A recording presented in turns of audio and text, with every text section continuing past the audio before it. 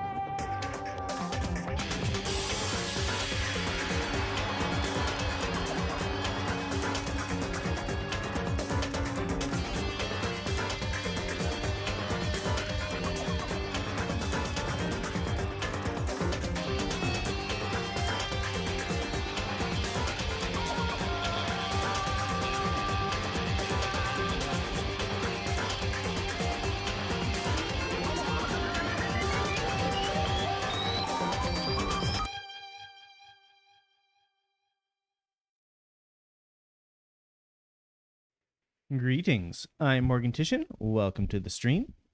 I see that we have both Morgan the Great and Tinsera already in chat, although Tinsera is going lurking mode. Thank you so much, Tinsera.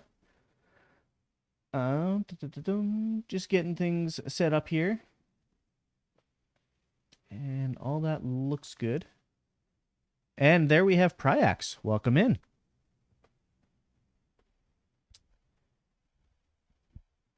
Alrighty. So I'm trying out something a little bit new on the back end. I've got a specific set of scenes for Danganronpa and all that. Walking out the door, try checking the phone after a bit. Yeah, no worries.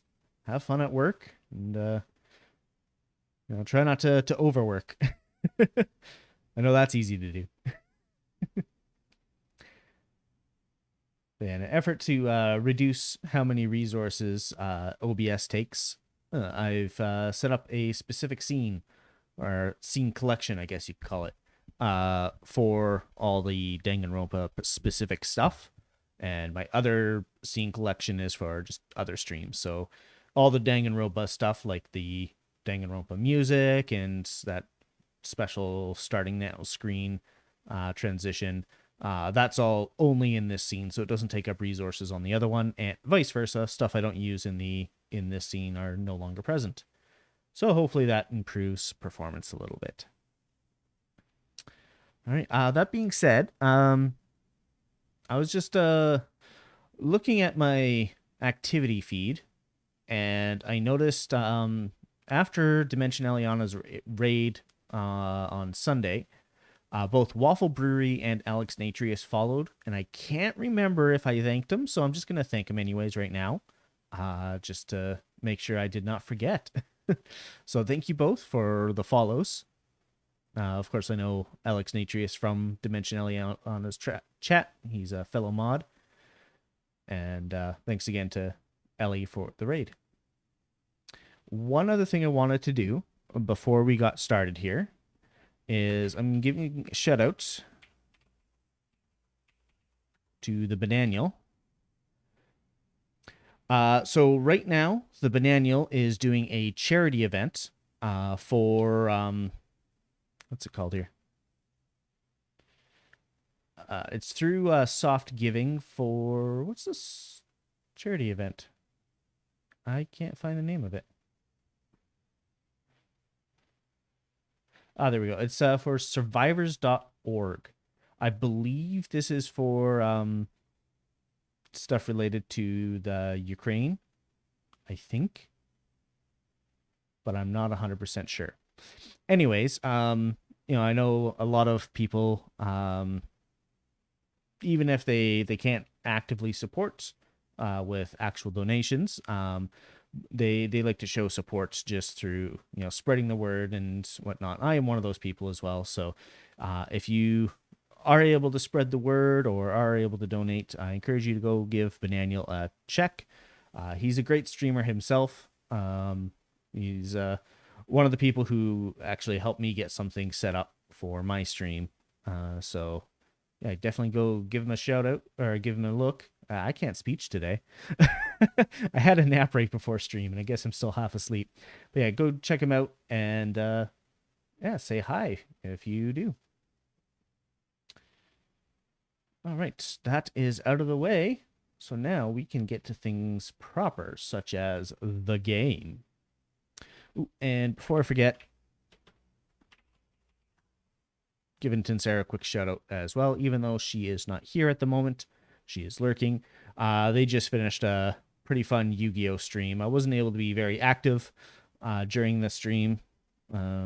Again, had a quick nap right before stream, but before that I was fixing my car. So, yeah, car's working now though. Turned out to be a dead battery. Wait, audio balance off?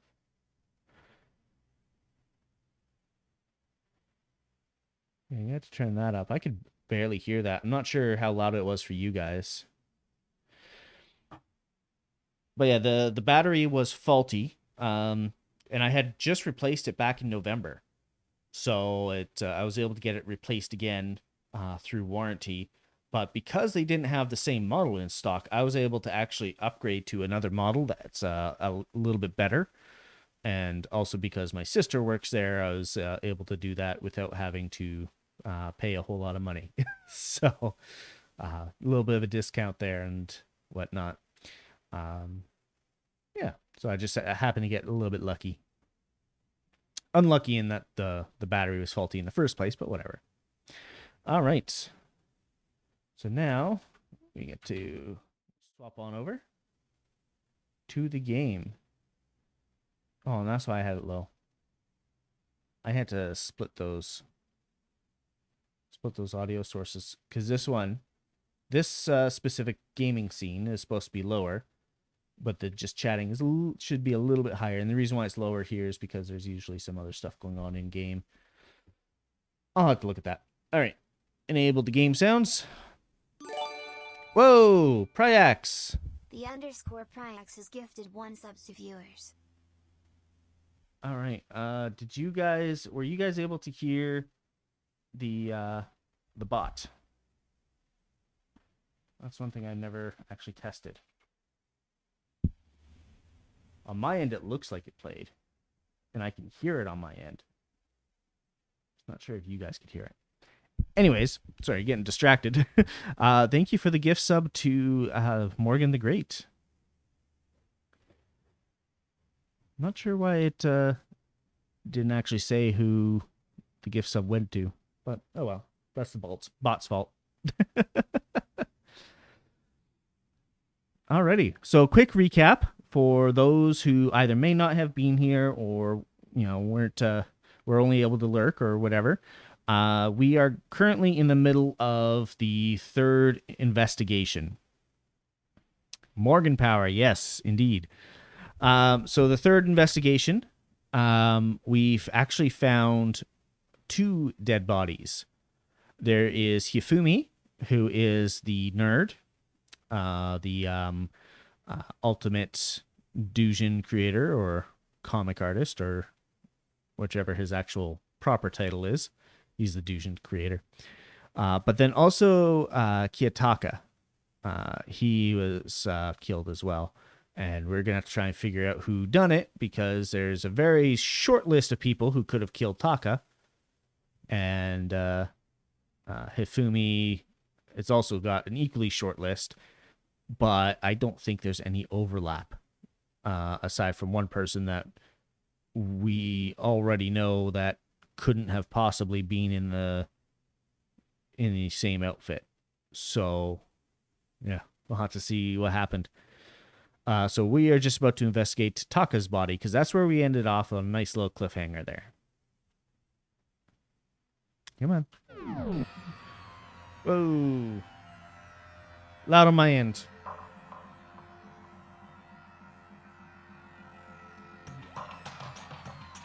Is that loud on your guys' end? Hopefully not.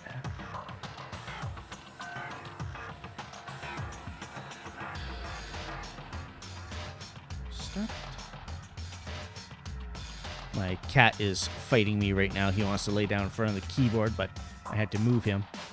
Yeah, poor Taka. All right. Yeah, let's see what's going on here. There's obviously another bat. It's a little bit loud. Okay.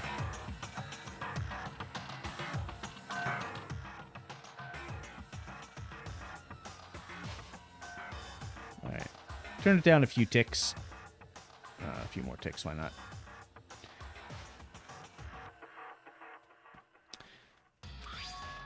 Now it's Justice Hammer 4 and seemed bigger than before. Is that suspicious individual responsible for killing Taka too? What do you got for me, Sakura? Nothing. And yeah, you're unconscious because you're afraid of blood. Relax. She just passed out when she saw the blood. Have to get back in the groove of these voices. The blood. Oh, that's right. When Toko is, well, Toko, she has a fear of blood. We've tried everything to get her to wake up, but no luck. Just leave her be for now. It's like he said, I should just leave her alone for now. However. But why is it Justice Hammer 4? What do you mean? Celeste was attacked with Justice Hammer 1, and then Hifumi was hit with Justice Hammer 2. This time it was Justice Hammer 4. What happened to number 3? Good point. What's the matter? Well, when you mentioned Justice Hammer 3, you just reminded me. Out with it. Do you know something? Actually, Taka's not the only one that's being killed. Hifumi's dead too. What? My model seems to be bugging out. Hey! Hifumi's been killed? Yeah. I see. Which is why you came to get us. Then we'd better go check it out. Damn. Of course. Come on. So, Sakura, Byakuya, and I rushed out of the physics lab, leaving Toko behind with a dead body and the killer nowhere to be seen.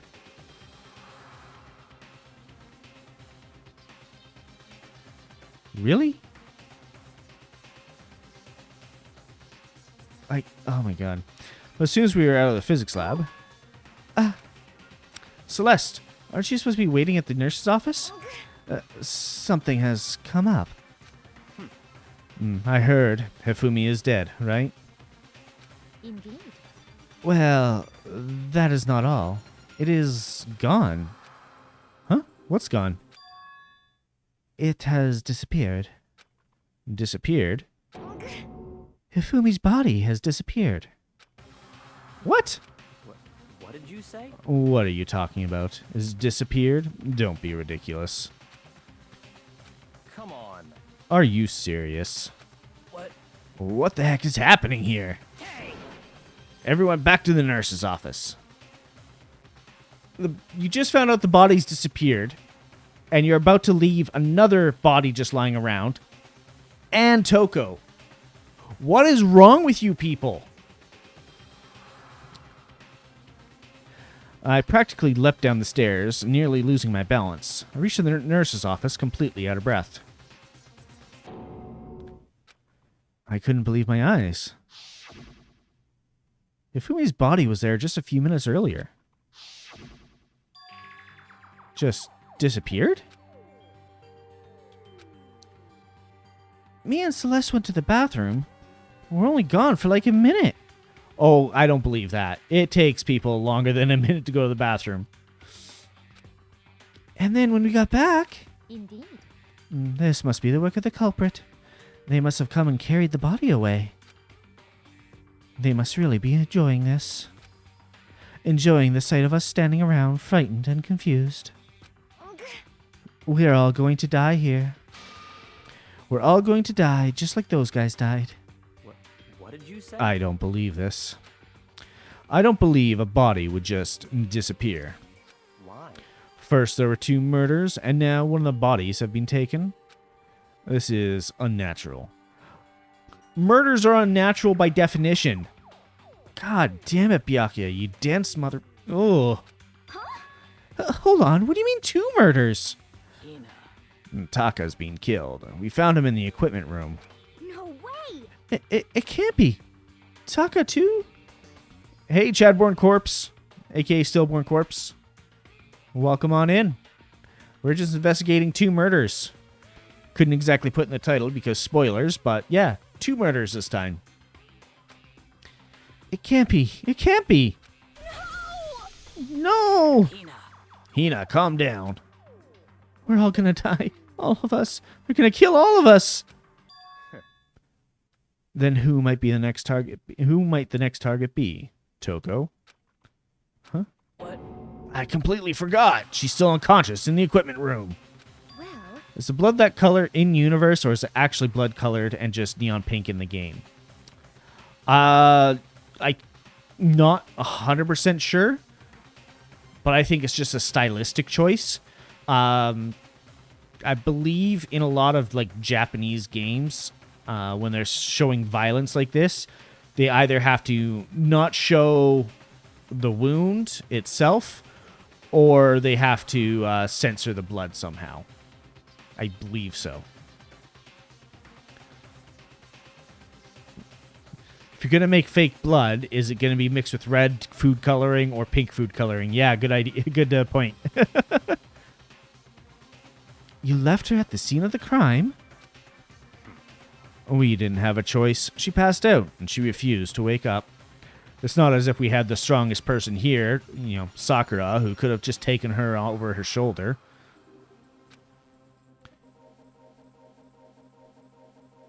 huh? Classic, like, it's ketchup bit. Yeah. So, she is still unconscious. Damn. Wait, so you knew she was still up there and said nothing? Why? That annoying little insect that clings to me wherever I go. We'd be better off without her. Bastard! Oh, Byakuya's about to get smacked. Calm down. You forgot about her, didn't you? You have no right to blame me. Everyone stop fighting. Right now, we need to hurry back. Huh?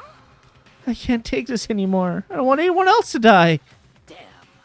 Byakuya, if something has happened to Toko, I'll never forgive you. I don't forgive Byakuya for anything anyways. We shot out of the nurse's office and bolted up the stairs, heading back to the 3rd floor. We ran back to the equipment room at full speed. When we got there, Toko. And no body. Thank God she's okay. But right away I noticed there's something very different here. It's gone. Taka's body, which should have been right there, has disappeared. This can't be happening. It's my personal headcanon that even when he's like shaken or scared or angry or whatever, Byakuya still has the same default cadence. Like he can't show emotion with his voice. Are we hallucinating all this or something? No, it's not a hallucination. I know I saw it before. And what I'm seeing now isn't what I saw before. I realize it's likely a factor of translation, but just the way he constructs his sentences is just, come on, dude.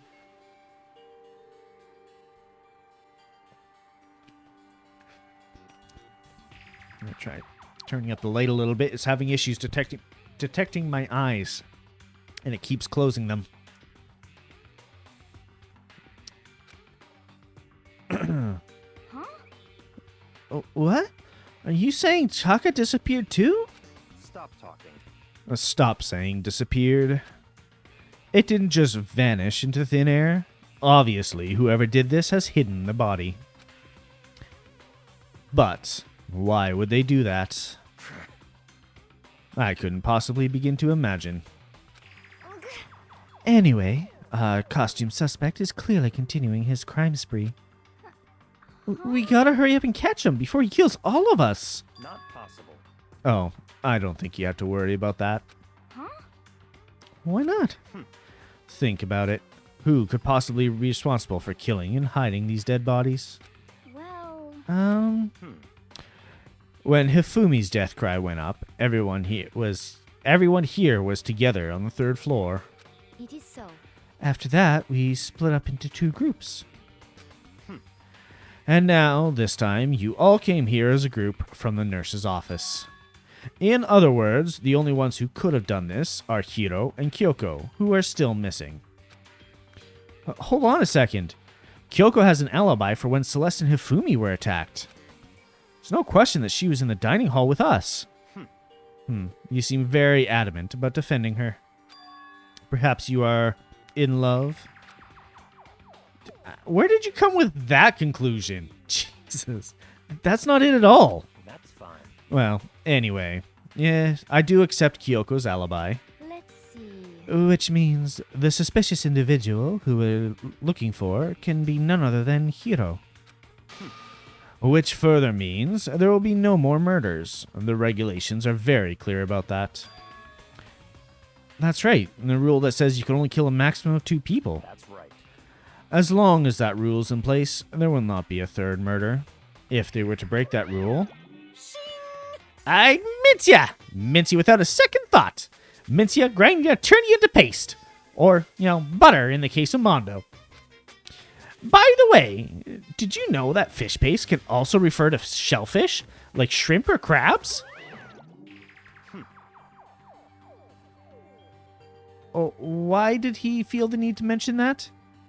Indeed. Let's see. So, since 2 people have been killed, there's no possibility of any more. Unless there are 2 different murders. Perhaps. You knew that from the beginning, didn't you, Byakuya? Which means you knew Toko was never in danger. I still meant it when I said we'd be better off without her, though. In other words... Anyway, with that in mind, we can now relax and search for the 2 missing bodies. 2 missing bodies. 2 people have been killed, and their bodies have been hidden. The only one without an alibi, and the only one who could have done it, is Hiro. Unless somebody else is somehow involved, covering for another person. But I don't really think that's really the case. But is he really the killer? What about Kyoko? If she's not involved in this case, where did she go? What? Makoto, what's the matter? No, it's nothing. Whatever. We need to find those bodies, or our little narrative here can't move forward. Narrative? So then, Fuck off. Very well. Then let us split up and begin searching. But there is no need to be afraid. No more murders will take place during this case. 'cause I know that. I think I do, but if you're still nervous, I'll come with you. Huh? Okay, thank you. No need to thank me. Then let's get moving. Yell out if you find anything. Byakuya left the equipment room, followed by the others. I had to try and find the 2 missing bodies.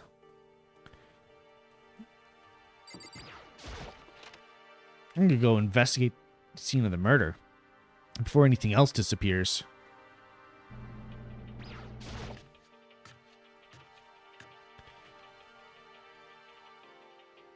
I like how the body, Toko's body loaded in before everything else. Disappointing Togami didn't get beat up by Ogami. Yeah. Wait, that's FPS? Yeah, so some of the tags are added by whatever game you put in. And I can't remove them. So it does technically fall under the FPS case because of the scenes where you actually move around in first person, like through the halls and stuff like that. So, Twitch has it loaded as FPS, so it shows up. Taka's entire body has disappeared, leaving behind nothing but a bloodstain. Wait, how many of these? Tarp. I don't see anything ordinary. When we were here before, was there 3 or 4 tarps? One of those hammers looks like it's made out of wood. It's even bigger than the others. Just as hammer 4. Is this the work of that suspicious individual? When Toko is Toko, she has a fear of blood. I don't think we have to worry about anyone else dying, so I'll just leave her here. Wow, don't even carry her to the... Well, you can't carry her to the nurse's office, but at least carry her to her room. Alright, leave her in the equipment room.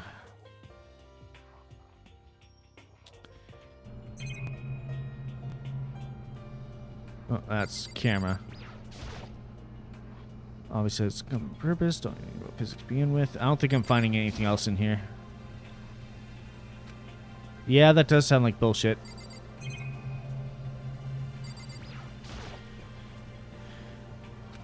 Materials, please. Same message as last time, so yeah, there's nothing to find in there. So this part here, this is what makes it qualify as a first-person shooter. Yeah, that is kind of cold. It's like, oh, she's still unconscious. Nobody else is going to murder her, so I'll just leave her. Oh, there is a classroom over here, if I remember correctly. Oh, no, that's the art room. Machine has some kind of purpose. Yeah. Oh, they got this covered. Huh? Where could the two dead bodies have disappeared to? We need to search for the bodies that have disappeared. What happens after that? Well, I guess we can figure that out when it happens. Oh, it's a statue that's triggered, and the lockers. Okay. Locker, but nothing remarkable. This didn't highlight last time. Statue of Neo. Statue itself is kind of incomprehensible. Yeah. Door must be locked. That wasn't locked last time. I know Byakuya has been in here a lot, so maybe he locked it somehow. But that could be a spot where the bodies are hidden, if it's locked. Go back to the rec room, because that's where the first attack happened.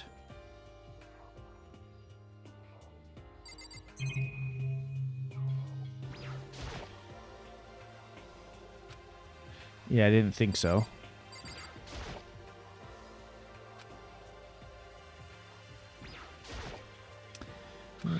Was she really attacked with this Justice Hammer 1? What the heck is with this thing? And leave the area. Byakugan doing Byakugan things. Yeah. Makoto. Come on. Why are you just standing there? We need to go to the repository. You mean? Indeed. I found them. Hifumi and Taka's bodies have both been hidden in the repository. Goodbye.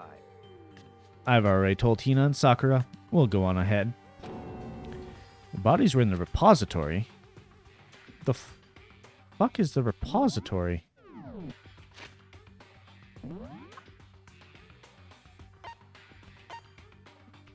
Yeah, in there. Oh. I tried checking there. God fucking damn it.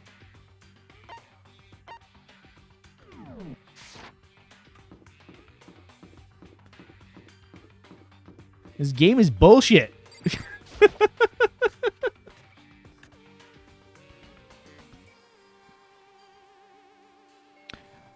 Are the bodies here somewhere? I'm not even talking to Byakuya. Fuck that guy. Bez repository. The doorknob turned. I guess it's unlocked now. I have no choice but to go inside. So I opened the door, and when I entered, I saw...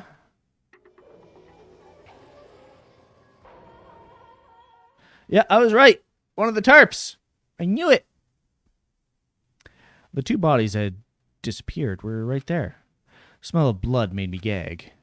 Saw before my eyes was unquestionable, unavoidable, unwavering reality. And then I heard the announcement for a second time.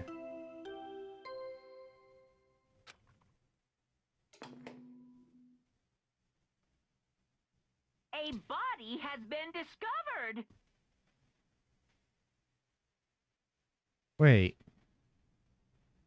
What?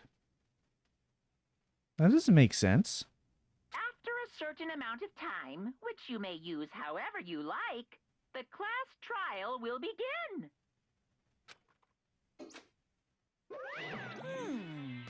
And so here we are. If there's only one key, I think the culprit is pretty obvious. I mean, depends who had the key. There's no telling that VSeeFace was the one who actually locked it up or not. Without further ado, let me give you all the next Monokuma file. I was going to hand them out when you found the bodies the first time, but I thought something might happen. It was really hard to resist, but turns out I was right. Stop talking. Just hand it over already. Punishment is waiting Now, for you. make sure to investigate with all your mental might and prepare for the class trial. See ya later. Hello, would you rather marry Toko or Celeste? Well, welcome on in, Mega Lego Row. Given the two options, I'd probably go with Celeste. She might also be insane, just like Toko is. Just a different kind of insane, but she's a little bit more stable. So it's just, she's marginally. Yay! Yes, I do have sound alerts. Actually, I forgot to check before this stream. I checked before last stream. But for some reason, sound alerts isn't letting me set those up as channel point redeems. Celeste has red eyes. That looks scary. I don't mind the red eyes. Okay, see you later.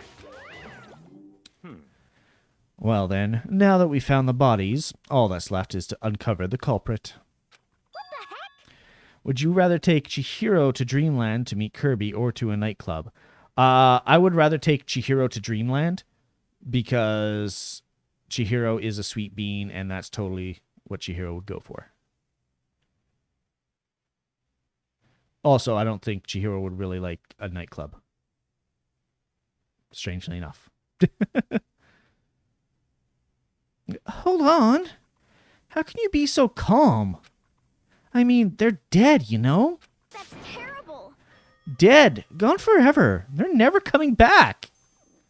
Awful. This is just too awful. Sahina suddenly burst into tears. She clutched at Hifumi's lifeless body.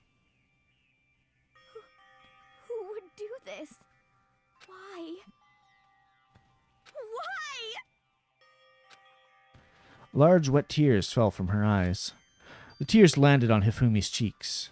If this was some world of make-believe, that might have been when Hifumi opened his eyes.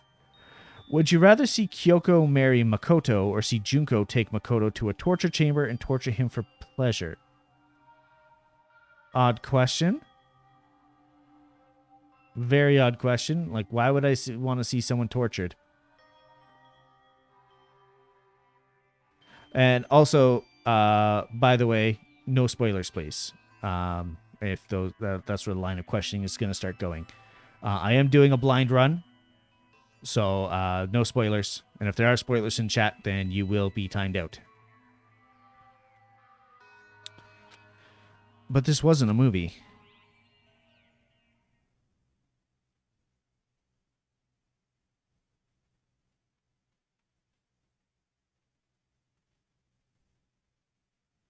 The hell? This wasn't He's alive again? the flip. Yeah, I know. I just want to put in there just in case, because we're only halfway through the game, or at least I think we're halfway. A lot of people died so far, but yeah, just wanted to toss that in there just in case some of this questions got into spoiler territory. Spoiler alert, the bee ends up marrying the woman in the bee movie. Ooh, might have to time you out. No, I'm kidding. I want to specify spoilers related to Danganronpa. Where am I? Cold. So cold. How would you react if Sayaka's DVD from Chapter 1 was instead her hentai collection? I mean, I wouldn't judge. Although I don't know why. Yeah, I don't know why her hentai collection being a DVD in the motives area would cause her to want to kill Leon. Huh? What?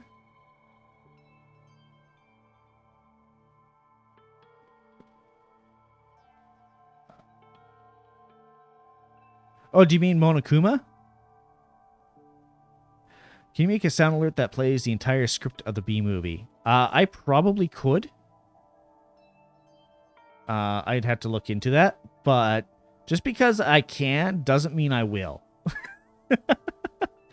Like, I can get full-on songs in the sound alert thing.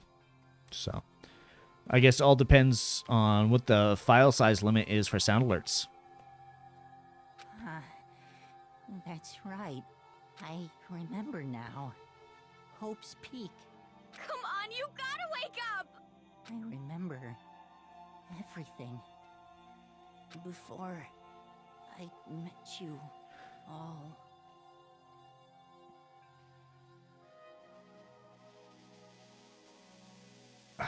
I don't know where all these questions are going. But I'd rather be taken to a love hotel by Toko because ain't no way I'm eating Mondo butter. I met you all. His memories are all blending together. He has nothing useful to offer us. The light. It's reaching out to me. Like the tail of a comet. Hey, Ifumi! Who was it? Who attacked you? Who tried to kill you? Who killed me? That's right. I remember their name. Yasuhiro. Next scene, Morgan killed with scissors. I mean, I'd rather that than be a cannibal.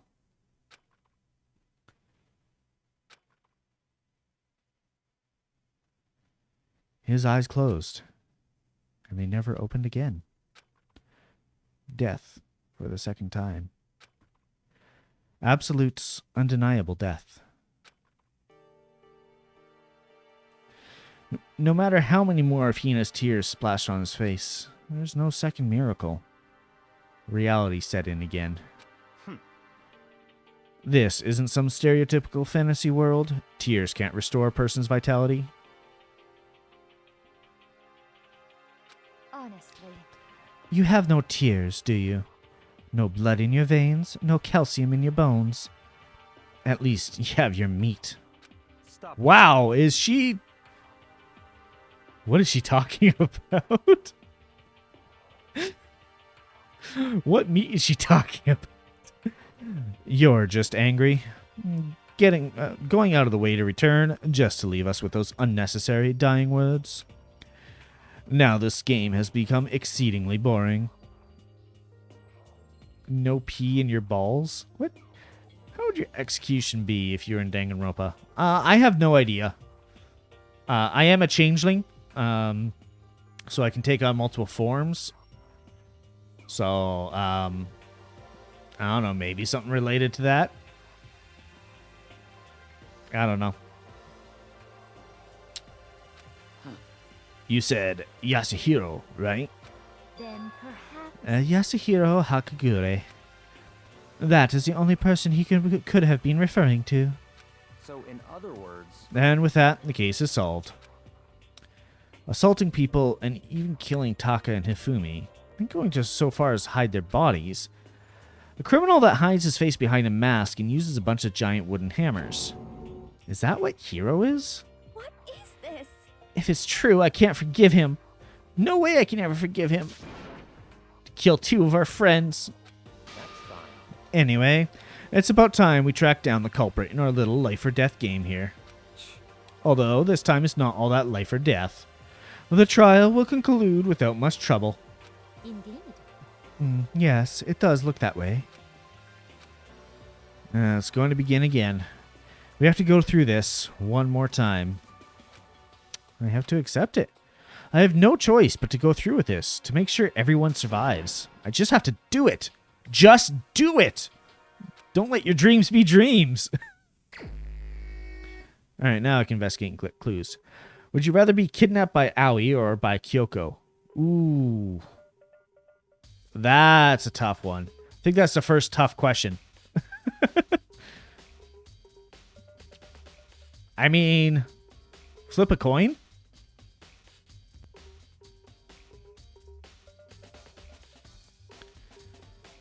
First, I better check the Monokuma file. The victims were Hifumi Yamada and Kiyotaka Ishimaru. The cause of death for each was a blow to the head. It is thought that they were both killed with a similar weapon. That's it? Very strange. That's pretty strange. We got way less information than this time than before. That is no problem. After all, the events of this case unfolded before our very eyes. We should know more about what happened than the Monokuma file could anyway. I don't like Kyoko. Really? I mean, she's not the worst character. I find Kyoko is more of the rational, logical type, whereas Aoi is definitely more emotional. But, she's kind of a cardboard cutout. She doesn't really have a whole lot of personality so far in the game.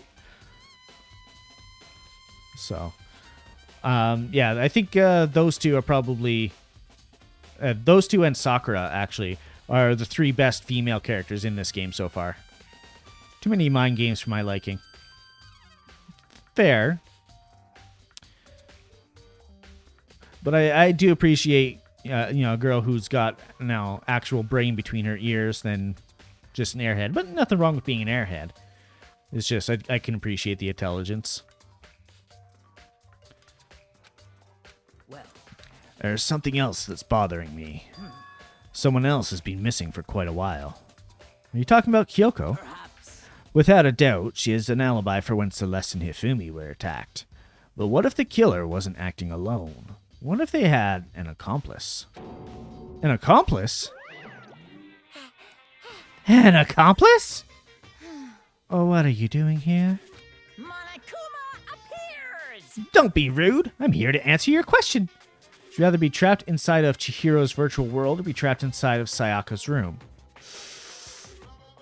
I'm going to go virtual world because Sayaka tried to frame us for murder. So I have no idea what she would do if we were locked in her room.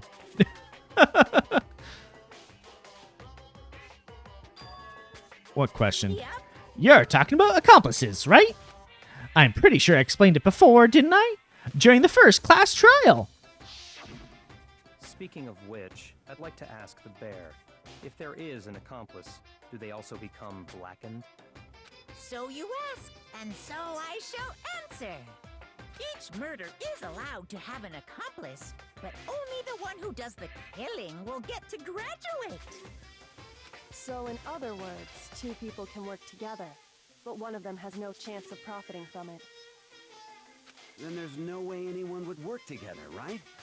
But if there can be multiple deaths, each person can do a kill, and they both become blackened.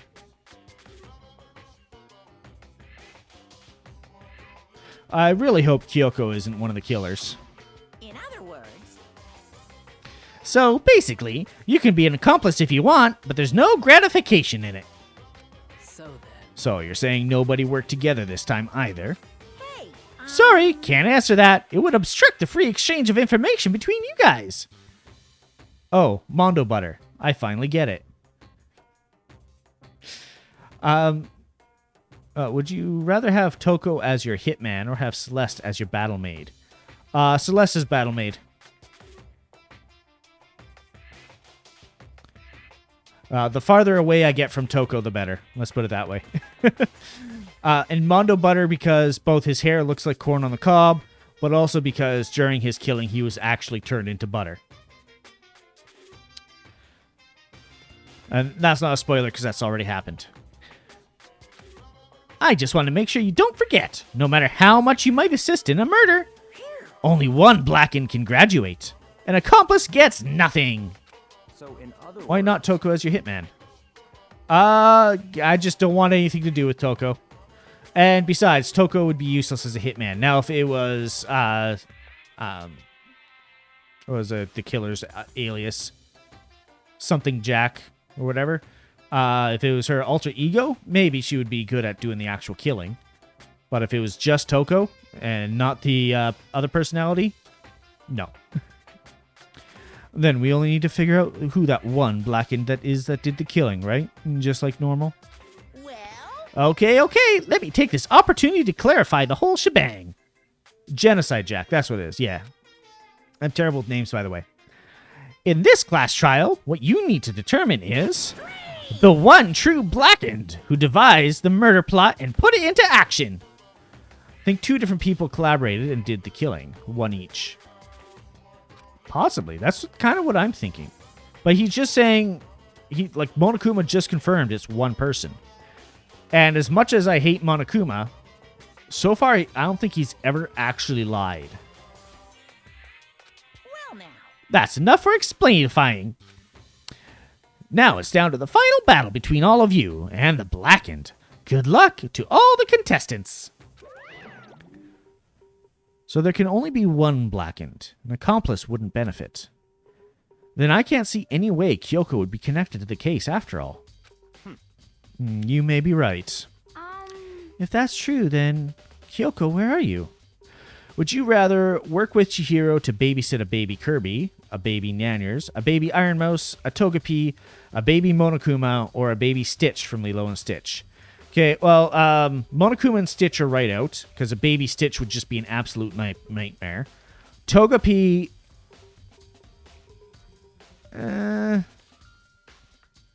I don't know, Togepi would be a little bit not calmer, but easier to deal with. But Togepi in the show also had a tendency to just run off and get into trouble. Like, you have to constantly be watching it. It's not going to be a nightmare like Stitch, just destroying everything. Baby Kirby, probably... Well, aside from having to constantly feed it, wouldn't be too bad. And as for Nanners and Iron Mouse, I mean, they're just people. They're not literal monsters like Stitch or Monokuma. I don't know, I'd probably go with Iron Mouse. I've heard some of Nyanner's stories when she was a kid, so yeah, Iron Mouse. However, as long as she's not connected to the case, it doesn't matter. Let's go back to the investigation. Indeed. I have absolutely no doubt that Hiro is responsible. But for the time being, I suppose it can't hurt to pursue further information.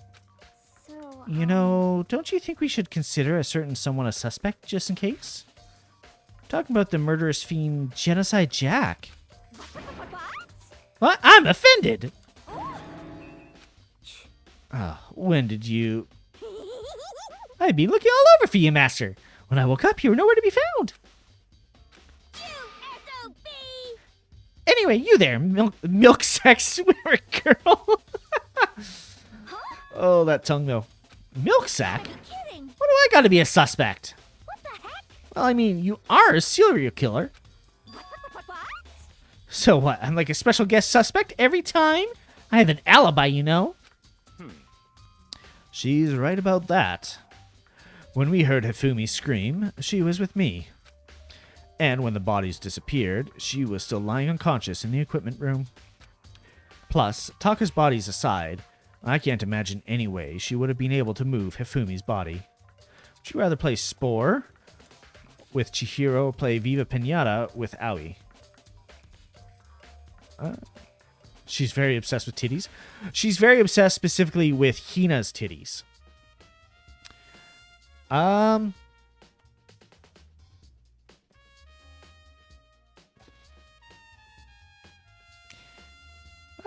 That's a tough question. I feel like both of them would be good gaming partners.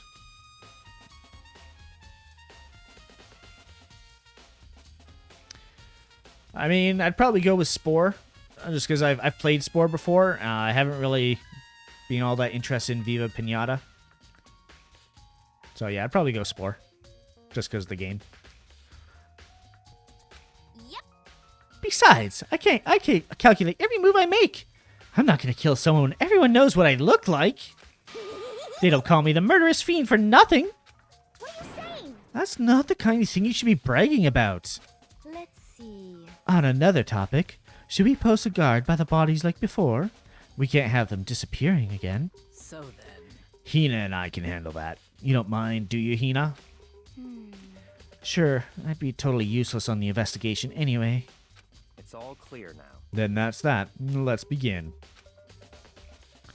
This whole thing is so strange.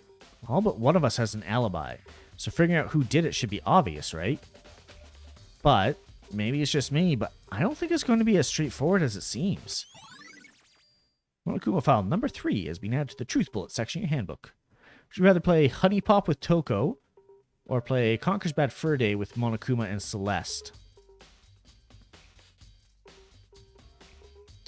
Probably gonna have to go Conker's Bad Fur Day. Because, yeah, I don't see Toko playing Honey Pop. Jill might, but not Toko. And also, like, unless you're within the realm of the killing game, Monokuma, like, unless you break rules, obviously, Monokuma doesn't touch you. So I just have to ignore him as best I could. But yeah, that's actually a tough one. Alright, let's see what you have to say. So, Makoto, I've been thinking about something. It's about the repository. What is it? After Hifumi and Taki's bodies disappeared, we split up to look around, right? I was really scared, so me and Sakura stuck together. We came right to the repository to, you know, look around. When we got here, the repository was locked. Yeah, I noticed the same thing. We couldn't get inside. It was locked. And we came here as soon as the search started, so there's no way someone could have beat us here. We might try to help you through the game's main story. Yeah, I mean, I think Monokuma would love giving tips on Conker's Bad Fur Day. So if that's true, then who locked it? And why is it unlocked now? I wonder the same thing. The door was locked when the search of the bodies began, but now it's wide open. There might be some secret lurking in there. I'll probably have to leave this area to figure it out. Taka, he'll never move again. Especially with his foot clipping through the tarp like that. According to the Monokuma file, Taka died from a blow to the head. Found Justice Hammer 4 near where his body in the equipment room. Is that what was used to kill him? There's a tarp laid out under his body. Did Killer use this to move Taka's body? That way there wouldn't be any blood left behind while the body was moved. A blue tarp has been added to the Truth Bullet section of your handbook. Yeah, I knew it. There are many aspects of the incident this time. Too many, to be honest. Considering that, it may be good to look back on everything that's happened. So then... Would you like my help? Sure. Yeah, let's look back on things. This morning, only 4 of us met up at the dining hall. Hina, Kyoko, you, and myself. We waited for the others, but nobody showed up, so we decided to go look for them. Would you rather take Monokuma and Chihiro to an arcade, or trap Makoto inside of an actual C4? How would that work? Do you mean just, like, surround Makoto in C4?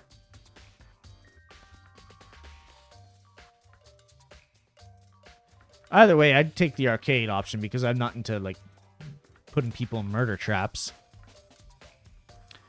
It was around 8 o'clock when we began our search. And soon after we split up, Kyoko disappeared. After that, Hina found Celeste in the rec room on the 3rd floor and then quickly came and got you and me.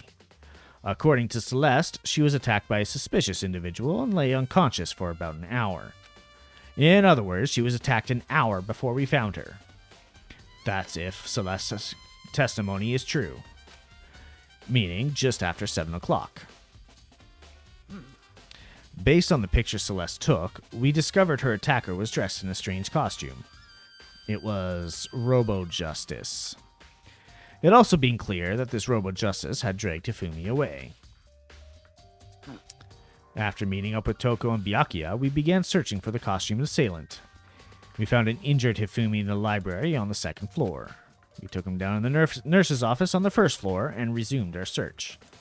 But not long after leaving the nurse's office...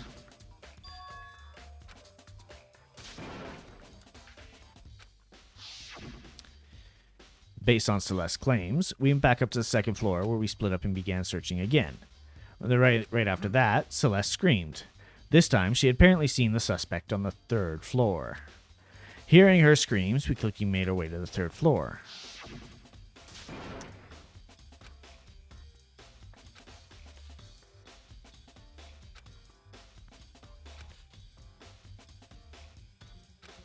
We already went through those conversations.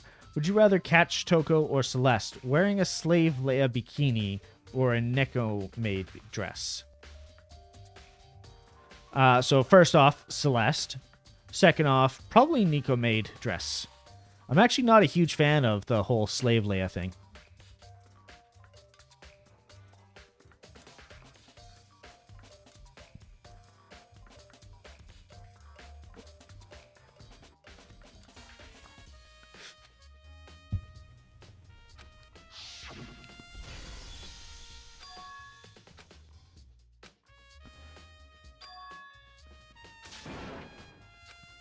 Just going over the details. Hifumi got attacked. At that point, we decided to split up into groups. Celestina and I went back to the nurse's office.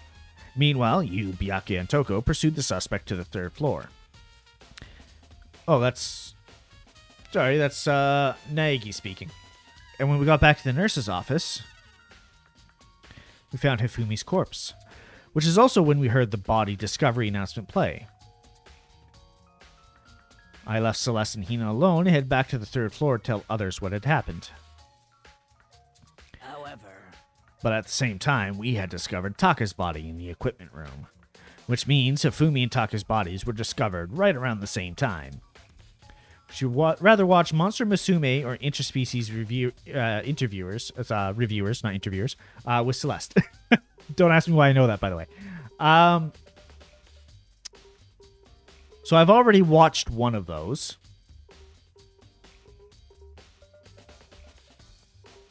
So I'd probably go for the one I haven't watched, which is probably Monster Musume then. Don't read too much into it. Because I remember hearing the body discovery announcement play right after finding Taka. And that's when I showed up and told you and Byakuya that and Hifumi had been killed, right? Then you, me, and Byakuya all headed back to the nurse's office. I'm not sus. What are you talking about? Leaving behind Toko, who had fainted. But as soon as we left the physics lab, we ran to Celeste, who had just arrived to tell us something very unusual. Hifumi's body had disappeared. We hurried back to the nurse's office to discover that his corpse was in fact gone. Then we remembered that we had abandoned unconscious Toko and rushed back up to the equipment room. Would you rather be kidnapped by Yandere Celeste or Yandere Junko? Ooh.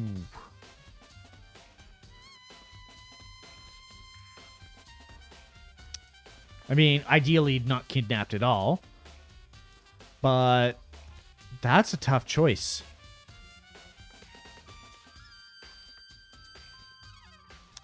I mean, I guess at that point, flip a coin.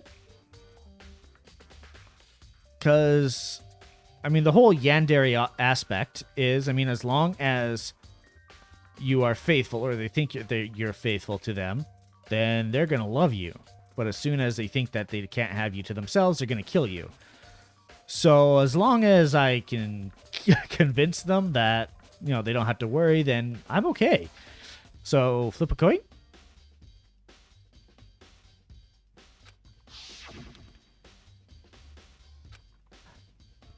And that's when the body disappeared. This time, Taka's body had disappeared. So from there, we began our search, and after some time, Celeste told us she found the bodies, and we all headed to the repository.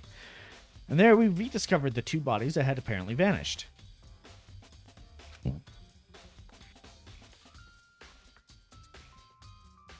that brings us to now. Would you rather star in a hentai or an ecchi? Wait, who is Junko?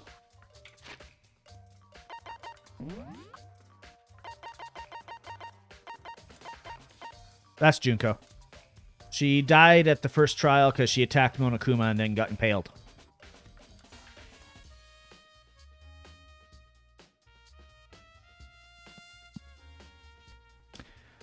As for that last question, I'm not actually sure. Because, like, breaking it down, I totally forgot about her. Yeah. Yeah, she was taken out pretty quickly. And she wasn't, like, the subject of the first trial at all. She was actually just used to show why breaking rules is a bad thing. Why would she attack such a cute animal?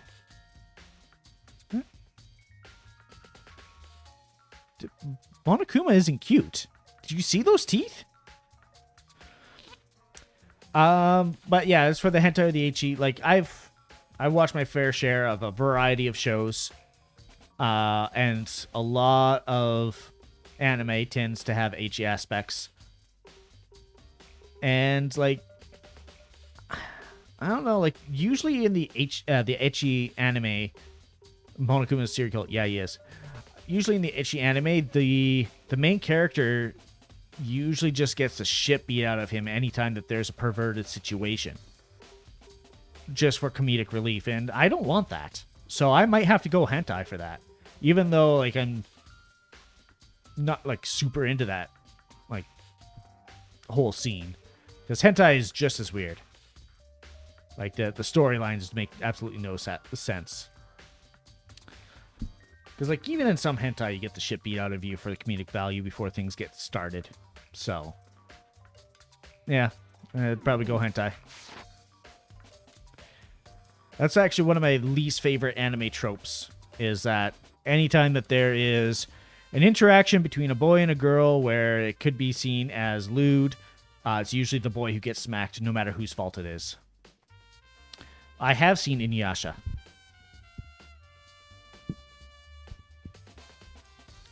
Looking back, things have certainly been very active. If you want to look back at the case again, just let me know. I'm fine anytime. So I'm going to put Celeste out there for some sus, because she has kind of been the one to direct everything. If so, would you rather see Kagome be kidnapped by Monokuma or by Jabba the Hutt? Oh.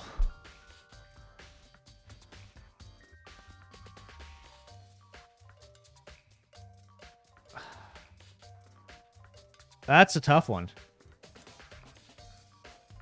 Because, I mean, Jabba the Hutt is just as terrible as Monokuma. If not more so. You know what? I would actually probably say Monokuma.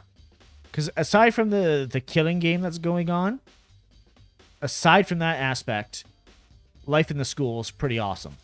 You know, you got everything cared for. You don't have to worry about, like, food or, you know, any of your needs or anything like that. But yeah, you're out. Yeah.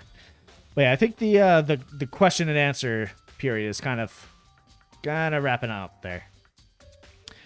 There are hammers of all different sizes hanging on the wall, although some are more like mallets. Mallets? Could the Justice hammers be designed using these as a model? Either way, all the hammers here have obviously seen a lot of use. They're all covered in debris and chalky stone powder. Wait. For some reason, this one hammer isn't dirty at all, and it's wet. Did someone wash it recently? Spotless hammer has been added to the truth bullet section of your handbook. Oh, that's not what I wanted, but fine. Fumi's big cold body's laying on the floor. His really big body. I mean, how on earth was a killer able to move someone so big? From the Nerfus office, where he was discovered, to here, the repository. Yeah, I think we're done with the questions for now there, Mego. How the hell? Oh, good. I just don't get it. I can think about it later. For now, I have to finish investigating Hifumi himself. If I remember correctly, Hifumi's fatal injury was also a blow to the head. Probably from Justice Hammer 3, which was lying on the floor in the nurse's office. Wait. Something's off about his body. Why am I getting this feeling? Something's different. Something about Hifumi's body in the nurse's office versus his body right now. That's it. His glasses. When his body was in the nurse's office, his glasses were covered with blood. But now they're completely clean. Does that mean someone wiped his glasses off? But who would do that? And why? Hifumi's glasses have been added to the truth bullet section of your handbook. Alright, I have to move to get that. It's a dolly. It doesn't have a handle. I saw this in the art room before. I guess it's used to move statues around. And it's kind of awkward, but if you bend down, it's not too hard to use. But wait. Wasn't this in the equipment room when we found Taka's body? Look at the wheel. There's a blood stain on it. So there's blood on the wheel of the dolly that was moved from the equipment room to the repository. What's the explanation for that? Repository dolly has been added to the truth bullet section of your handbook. That means that the dolly was moved to the equipment room in advance to prepare for this.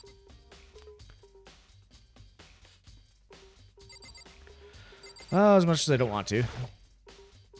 Byakuya, do you think Hiro really did it?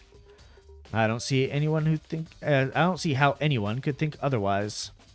When the attacks and murders happened and disappearances all happened, every one of us had an alibi. And the last thing Hifumi said when he died, yeah, he said Hiro's name. So in other words, his great memory, goddamn. Yeah, like I'll be honest, I didn't remember that the glasses were covered right away. Then there's no room to suspect anyone else. Okay, but if he did do it, why would he hide his identity with that weird costume? Maybe he thought that no matter what happened, he'd be safe as long as his face was covered. Because he's the fool of the century, you see. I mean, he is kind of dumb. Wow, he just came out and said it.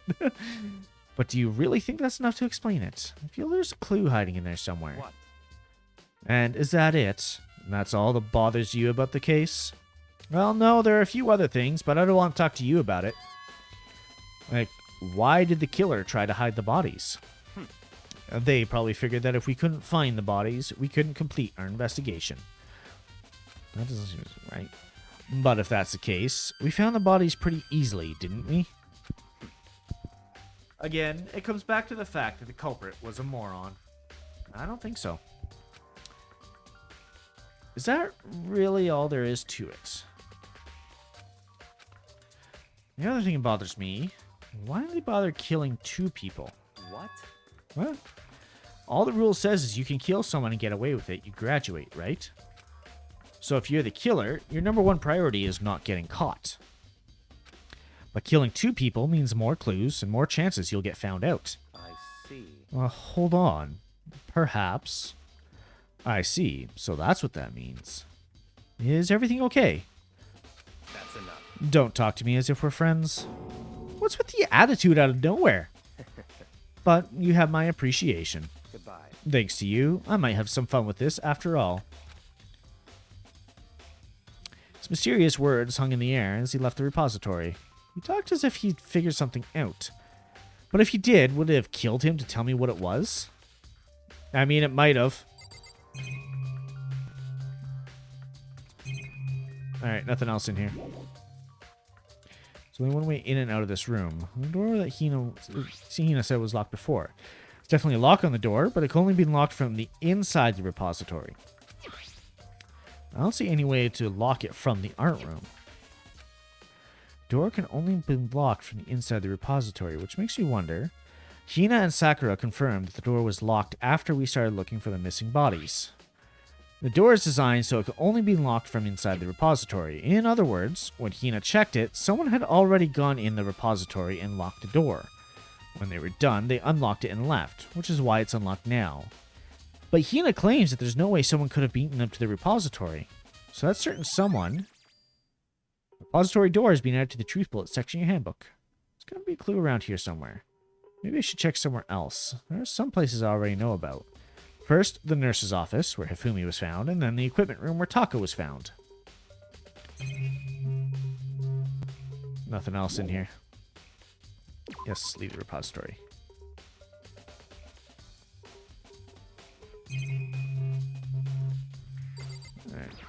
just gonna check all this just in case.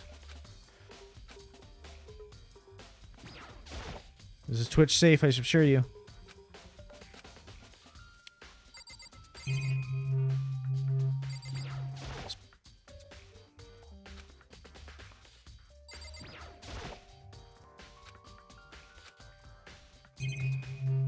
Alright, and lockers.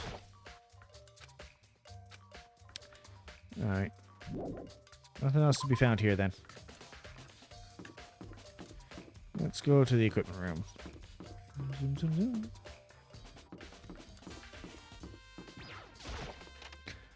So yeah, my current suspicions are actually on Celeste.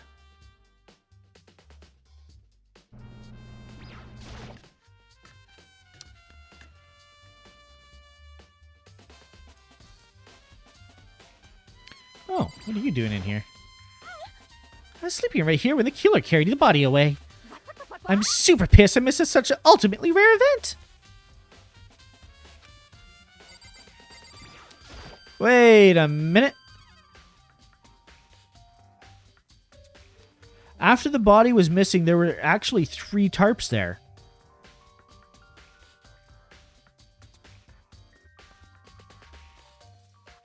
What the fuck's going on there?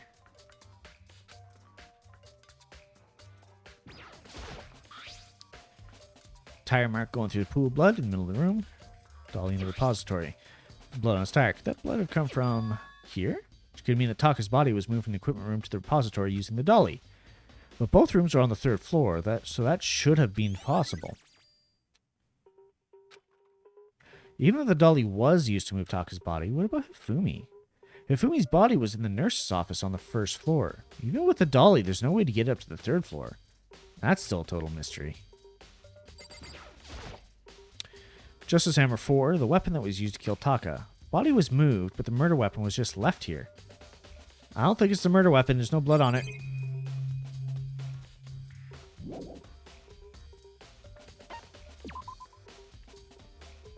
Oh, must have just been residual. Because I thought it popped up over here.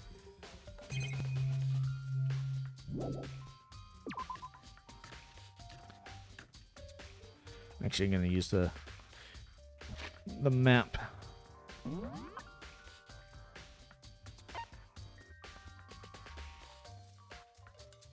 Does that mean they have something to say?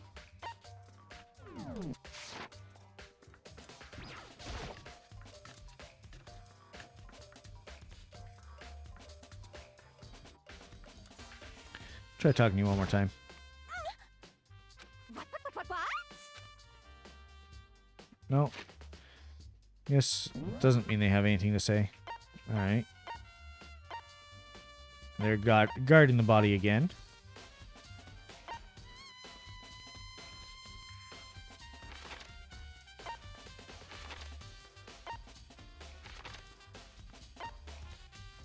You're in the nurse's office, of course you are. Nothing here.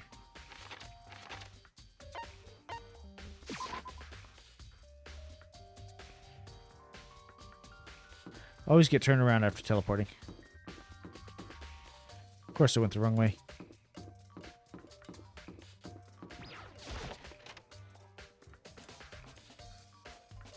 Where'd Byakuya go?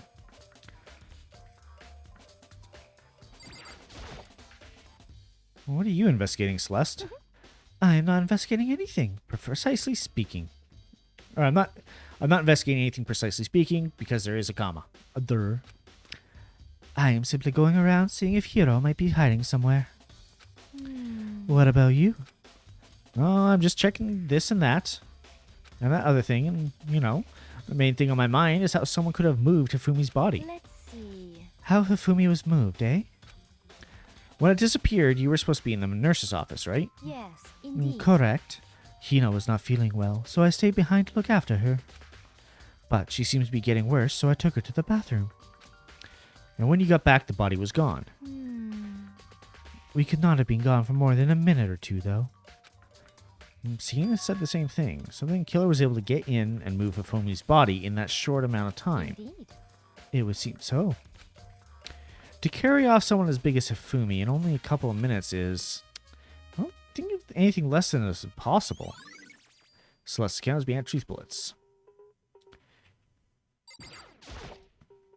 Justice Hammer 3, the one that was used to kill Hifumi. Someone with the body, but left the weapon behind. What's in the trash can? Normal trash can. It's too small to be a handkerchief. It's a glasses cleaning cloth. It's got some kind of cartoon character on it. Ah, it's also covered in blood. Oh. Ah, did you find something? Yeah, there's a cleaning cloth in the trash can. Huh? Cleaning cloth? It's all bloody. Whoever this belonged to must have used it to wipe up some blood, but who would need to do something like that? I haven't the slightest idea. Me either. I think it might be important.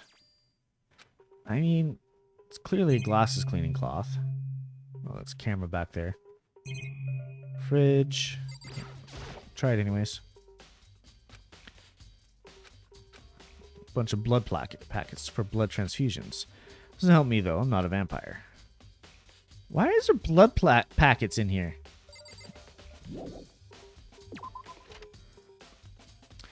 So, this is where you were. I've been looking for you. You have? I wanted to thank you for what you did. Not that you meant to, but you ended up making this little game of ours very interesting indeed. You should go to Hero's room. Oh, and let me give you this. Meet in the dining hall. This is the note Hero wrote to get us all to meet up, right? You remember well. Well, then the penmanship was pretty remarkable, so it left an impression. It's all clear now. Anyway, this makes it clear, right? This is a trap. What is? Things grow ever more exciting. What are you talking about? I've already repaid my debt. I don't owe you any more explanation. Goodbye. Goodbye. The Master Hero's message has been added to the Truth Bullet section of your handbook. I mean, I don't think that's his handwriting. So you said go to Hero's room, but what's waiting for me there? I'm gonna map over there.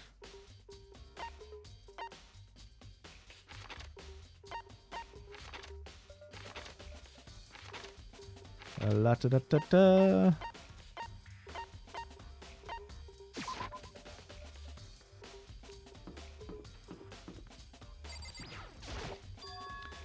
Door is unlocked. I guess I just go inside.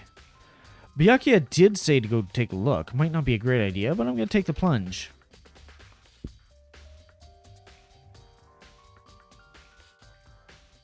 Oh, thanks for the hydrates. Hydrating now, but I also encourage everybody else to hydrate at the same time.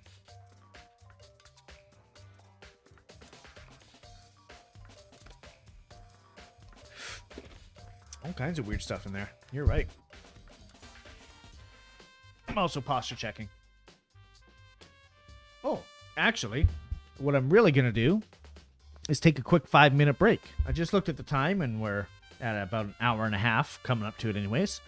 So I'm going to take a quick 5-minute break. Everybody get up, stretch, walk around a bit, use the facilities, refill water, whatever you have to do. But I will be back in 5 minutes. Crap. I accidentally did it again. I'll have to go back and read all that. There. I brought it up so I remember when I get back. Okay, I'm going to mute my mic, but I will leave you with the music.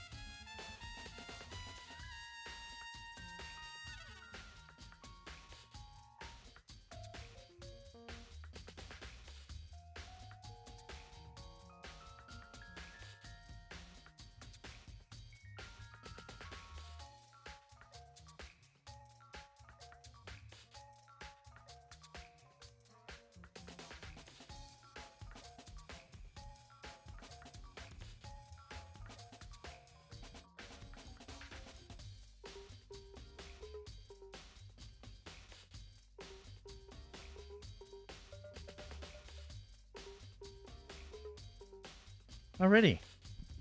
Returned. We can get back into things.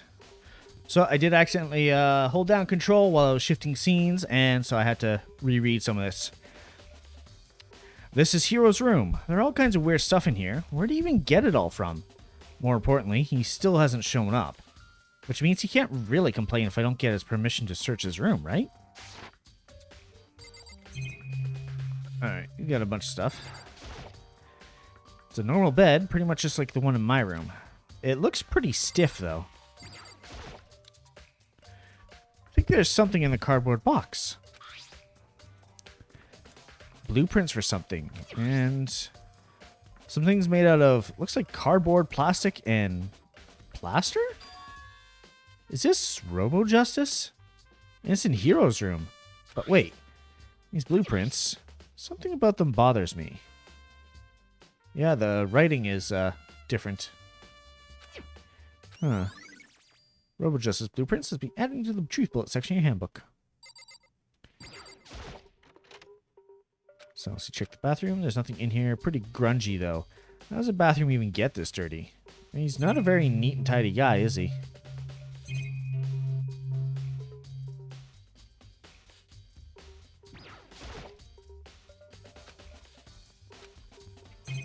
Alright. Nothing to do there. And nothing there. Yeah, thought there would have been something else. But I guess not. Makoto, big news! Big news! What's wrong? We found Kyoko! What? Is she okay? Where is she? Wait, I wasn't done. There's more big news. Robo Justice showed up too. Robo Justice? It's Hiro wearing the costume. Okay. Anyway, as soon as you can, head to the pool on the second floor. To think Hiro and Kyoko would turn up at the same time. Anyway, I had to head to the pool. Got on the second floor as fast as I could. Don't tell me he's face down in the pool. No. Kyoko and... Phew, man, I have had the worst day. Hiro? Dude, what do you have to say for yourself? Hiro? Yeah, dude. Who else would I be? That's a good question. Why do I look like this? Did someone come along and remodel me while I was sleeping? Was it the Illuminati?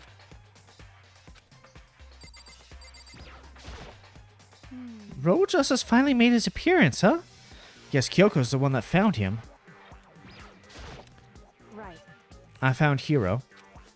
He was jammed into the pool room locker. Looked like he was fast asleep, so I kicked him and woke him up. Don't be mean. Still can't believe you kicked me. I like that she just leaves you behind. Yeah, exactly. He ditches you. You could have been a little bit more gentle about it. Like, I don't know, caress my face or something. Wow, dude's got some fantasies. What? That's creepy. You know, Kyoko, where have you been all this time? You just disappeared all of a sudden without a trace. Well, There was something I had to check up on. What do you mean? Never mind. I can't never mind. it's nothing. Never mind. Hey, More importantly, she says that, but does she have any idea? Does she know people does she know people think she might be spying for the mastermind? First of all, Hiro, you need to explain to us why you dress like that. I mean... Oh, wow. Well, I have no idea. 1 second I was asleep. I don't even know how that happened. When I woke up, then I was here. I don't care. Do something about that costume. It pains me just to look at you. Well, Let me out of here. I don't know what's up with this thing, but I can't actually get it off. A little help? Why would you make something that you can't take off by yourself? Got it all wrong. I didn't make this stupid friggin' thing. it would seem... There's a clasp on the back that's keeping you from getting it off. It looks pretty sturdy. I don't think you can get it off on your own. We don't really have a choice. Let's help him. It took everyone's help, but slowly we were able to get Hiro out of the suit. Which just proves that if he can't undo it by himself, he likely can't put it on by himself. And the fact that he was found unconscious in a locker implies that maybe he didn't get into the suit willingly, or even knowingly. I still suspect Celeste. Took a few minutes, but eventually we got all the pieces off. Ah, free at last. Isn't it kind of weird how perfectly the suit fits Hero? So then... More to the point, nobody but Hero would be able to wear that costume. What? Hold on a sec. Honestly, Don't bother trying to act innocent. The blueprints were in your room as well. is that okay? In other words, it is obvious to everyone that you made this costume. That's true. I saw the blueprints myself. Me too. Could it be... And it's obvious. The one who put this costume on and went around attacking everyone was Hero. Shall we tie him up and gag him?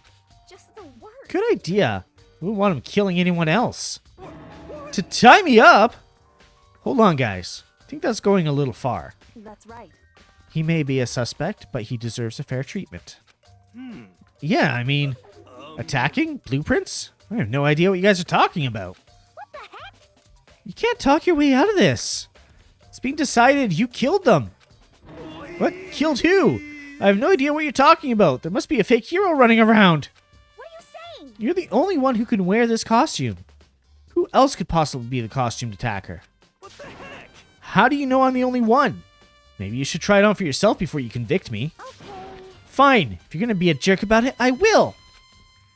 Without missing a bit, Hina started putting on the Robo Justice costume. Huh. See? Look. See how loose it is?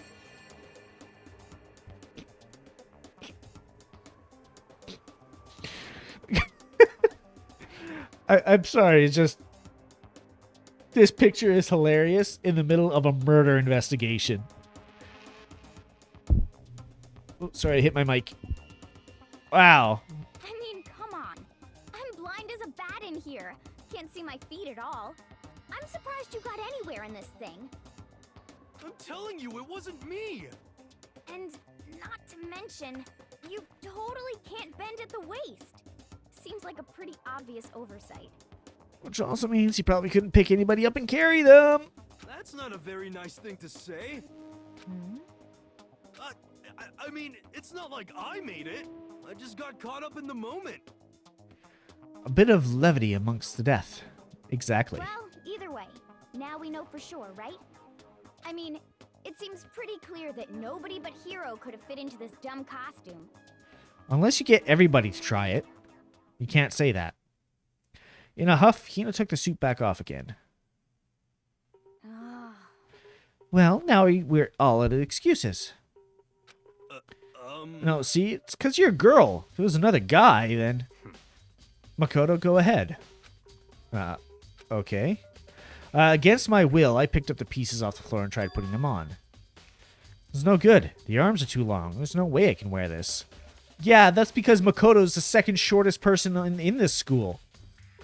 Just a second. See? I told you it was impossible. You are absolutely right. Seems this costume was made to fit Hero's body exactly. Let's see. Hero. 6 foot.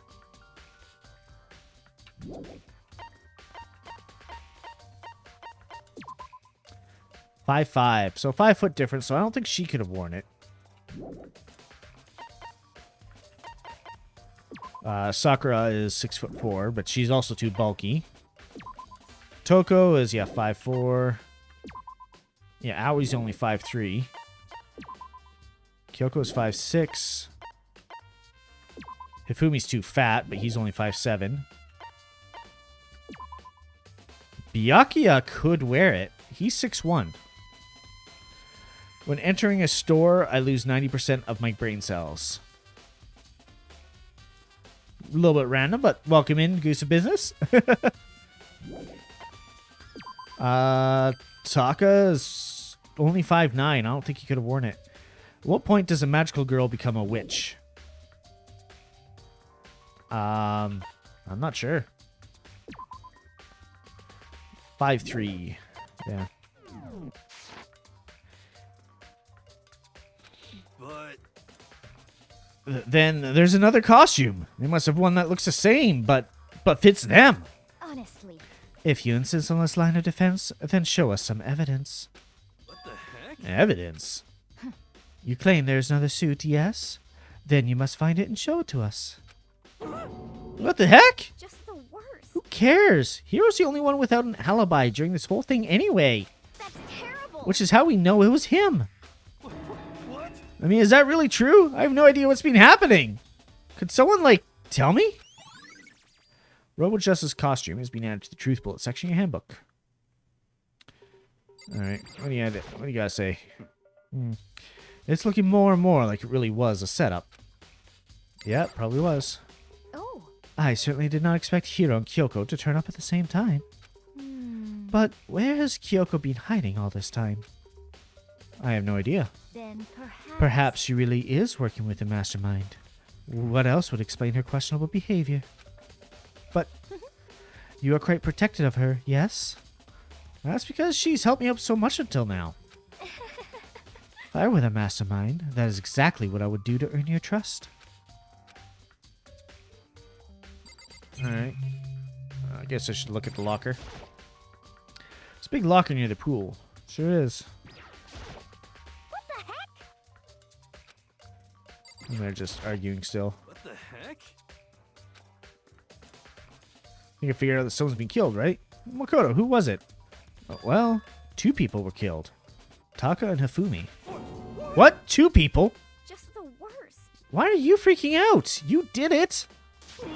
I did not. Wait, hold on. Those 2 are the ones that were killed. That's it. I know who did it. So then... You may as well tell us then. Taka and Hifumi were fighting over Alter Ego, right? Which means Alter Ego and or Chihiro must have done it. Chihiro is dead and Alter Ego is a program. Correct. I see.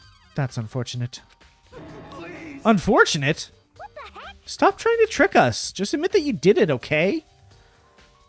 Hina. Did we not learn from the first trial that you can't just blame the first person that seems most suspect without going through trials? You tried blaming the main character, me, Makoto, for the Sayaka's death earlier, and then it was discovered that it wasn't me. And now you're just blaming him because he at least seems most suspect? Come on. You know better. I'm telling you, you got it all wrong. I know that note. Last night, someone slipped a weird note under my door. Here's what it said. I found a hole maybe we can use to escape. Monokuma can't find it, so don't tell anyone else for now. Let's meet in the rec room at 1 a.m. Last thing I remember is going to the rec room, and then for some reason I fell asleep. Was there any chloroform in the nurse's office? The real killer probably drugged me or something. Just the worst. Not a chance. So... No, hold on. He could be onto something. The nurse's office did have chemicals that could do that. Huh? Really? I told you, someone's trying to set me up. Secret passage, a chance to escape? Someone wrote that all to trick me. Even that's true. You must be one dumb fish to bite every piece of bait that floats in front of you. You're not one to talk, Hina. I'm sorry. Well, after being trapped here so long, even if you know it's a lie, you still gotta check, right? They preyed on my desire to get out of here. They deceived me. I still don't buy it. Don't be mean. Well, you should buy it. Just a second. Okay, then show us that note. With pleasure. I have it right here in my, pocket. No way. Looks like I lost it. Yeah, sure. Please, you gotta believe me. I wouldn't hurt a fly. As I said before, if you want us to believe you, you must produce evidence. Can you show us the note? I have no particular issue with what you claim, but if you want us to believe you, give us a reason. Well, what the heck? For serious? Yes, the Heroes of Camps has been added to the bullet section in your handbook. Now then, shall we resume our investigation? There's no time to waste before the class trial begins. Why do we need to keep investigating? We already know who did it. What the heck? Why did you kill them? Tell us, Hiro. No, it's like I said. The worst. Was it really to get the money Monokuma offers us? Must be it. You must be totally broke, and that's why. Wait, that's a false accusation. Someone help me. What are you saying? Just be thankful we haven't bound and gagged you. If you have time to yell and carry on, you have time to search for your evidence, right? You're right. I need to look for the second suit in that note. Feet don't fail me now. I guess I better go back to guard duty. I was going to ask Toko, or Genocide Jack, to switch with me. But if she and Sakura got into a fight, we'd have a catastrophe on our hands. Well, bye. I'm sorry, but if she and Sakura got in a fight, Sakura would whoop her ass. I don't care if she's got scissors or anything. Cat, you can't just be sitting right there. Lay down. Come on.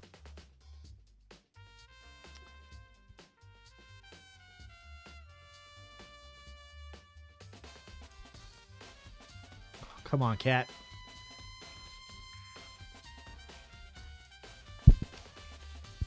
Now my mic's out of the way because of you. Jeez. Makoto, do you have a second? Huh?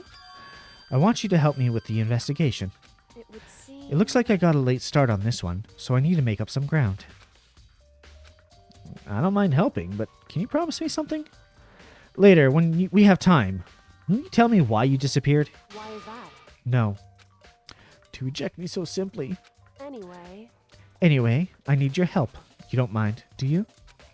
Okay. Shall we go? Thanks. Now then, shall we? Hey. So, Makoto, first I like to examine the corpses. Examine the corpses? Can't believe I'm hearing that from a girl the same age as me. Correct. Dead bodies don't lie, you know. They tell the truth far more easily than the living. Hey. Wouldn't you agree? How am I supposed to answer?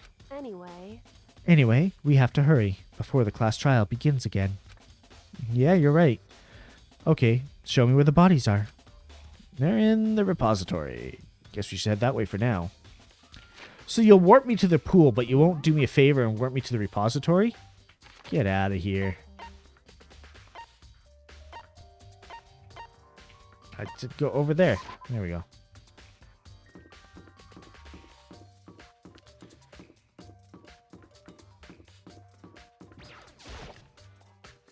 Heckin' cats, I know.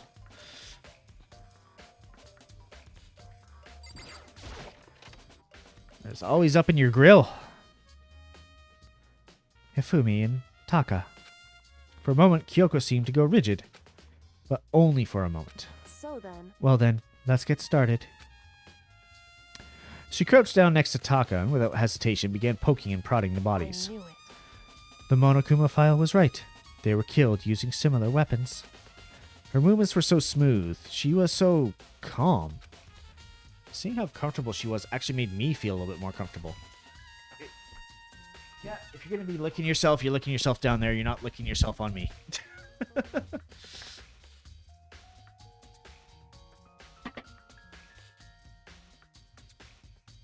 Heckin' cats.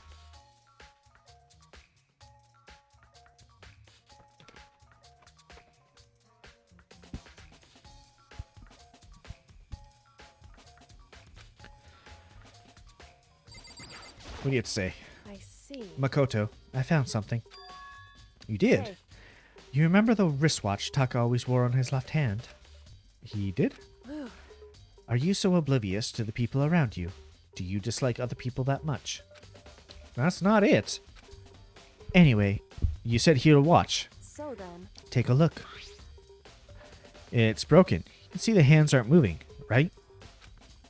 It most likely broke when he had encounter with his assailant. And if you notice, the hands are frozen at just past 6 o'clock. So that would mean the watch was broken sometime just after 6. That's right.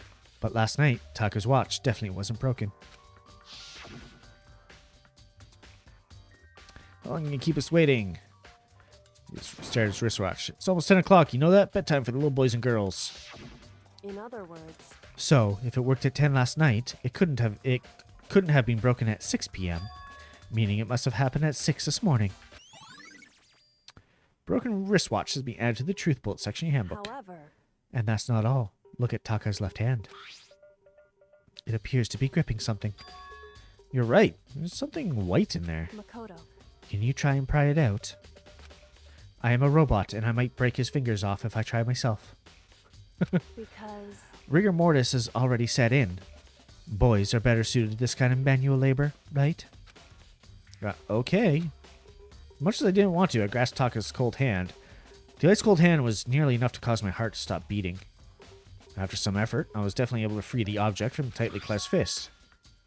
A piece of paper? Hey. Was that all he had in his hand? Yeah, that's it. Just a little scrap of paper. Doesn't seem like much of a clue, does it? Is that right? I wonder about that. Kyoko then turned to Hifumi's body. Then. Let's check Hifumi's body now. Perhaps he's left us a few clues of his own. Kiyotaka's scrap of paper has been added to the truth bullet section of your handbook. Biggest problem I have right now is how the killer was able to move Hifumi's massive corpse from the nurse's office where he's discovered to here the repository, all the way from the first floor to the third, and all without anyone noticing it. Just can't see how that's possible. Dive from below the head. Oh yeah, it's just going over the glasses again. I had to talk to her to do the search. So, did you find anything? Indeed. I did. More than I expected, to be honest. Look at this. Wad of paper? That's right. Hifumi had it hidden on him. Hidden? Indeed. He'd stuffed it in his pants, so I can only assume he'd hidden it on purpose, you see? In his pants? Wait, so you... Why is that? It was just in his pants, not like his socks or something. I don't know what that means. Hey. Anyway, let's take a look at the paper. Go ahead, Makoto. Open it up. When I think of how it's stuffed down his pants, it's like, it better be important, Hifumi. I'll never forgive you for this. Ooh. Gross. I found a hole maybe we can use to escape. Monokuma can't find out, so don't tell anyone else for now. Let's meet in the equipment room at 6 a.m.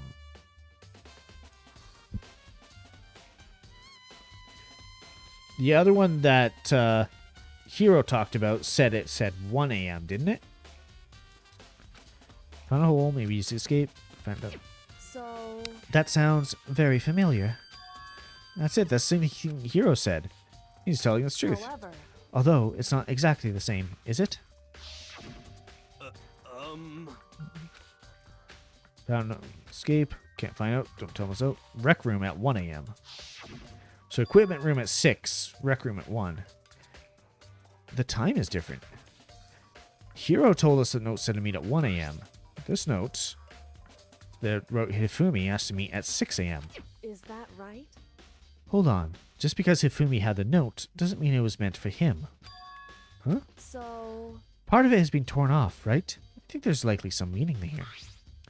There's some meaning to the part of it being ripped. Could you maybe explain a little more? Are you that dense, Makoto?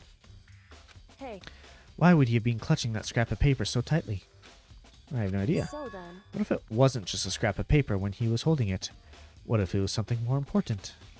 And how would something important like that become a mere scrap of paper? That's what you need to answer. Note Hifumi had has been added to the truth bullet section of your handbook. Hey. And while we're at it, I should tell you one other thing. The two victims this time definitely had their e-handbooks on them. So the handbooks have nothing to do with how the murders were carried out. Not that there was any reason to think that they were connected to the killings in the first place. So you're saying I don't have to think about the handbooks this time, right? Is that right? If you didn't have to think about them at all, I wouldn't have gone out of my way to mention it. All I said is that they weren't used to help carry out the murders. There may come a point, however, where a handbook may play a role. Handbook may play a role? I don't think I understand. But if Kyoko thinks it's important, I better keep it in mind. E-handbook has been added to the truth bullet section of your handbook. And that's the last of the investigation. I think we have enough time to go through the trial. Are you excited? Are you pumped? It's time for the class trial to begin! Like the bright burst of fireworks, like the flash of a soul clashing with life and death. And so, with no further ado, everyone please meet at the usual spot. Make your way to the red door on the first floor of the school. See you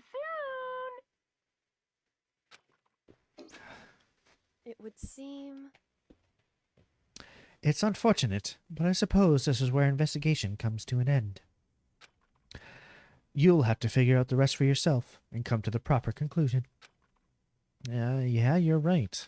Shall we go? Well, we better get going. Okay. Nice.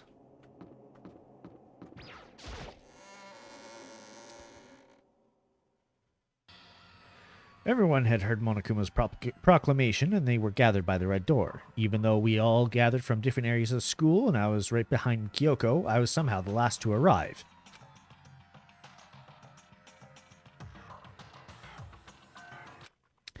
So Monokuma appears!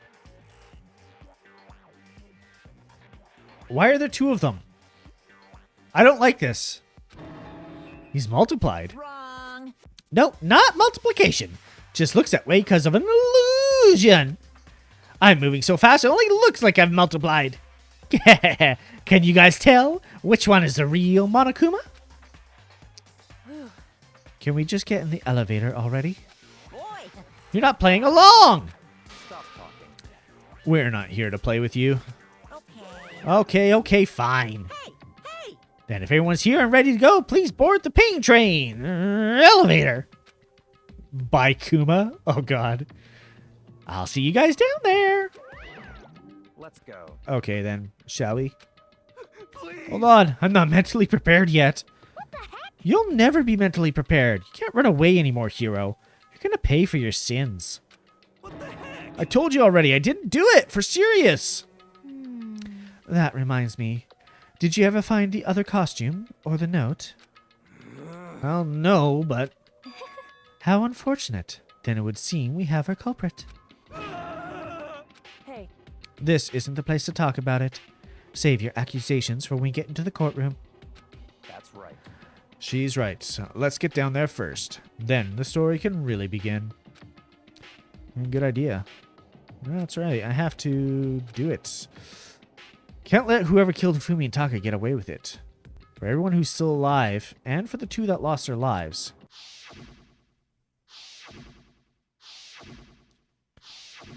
BRB, switching tablets so I can cook. Yeah, no worries.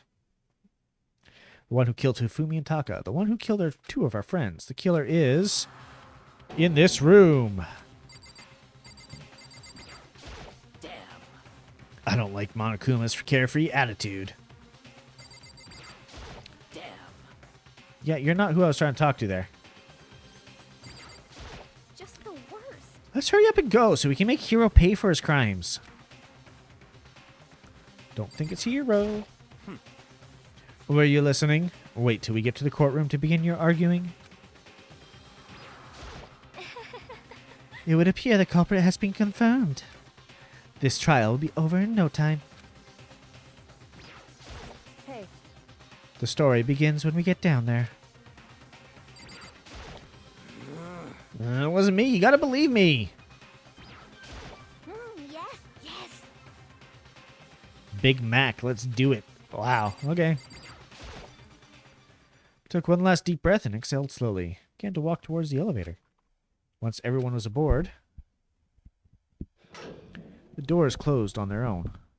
Sorry, I'm adjusting my mic again because the cat's here. And the steel box began to move.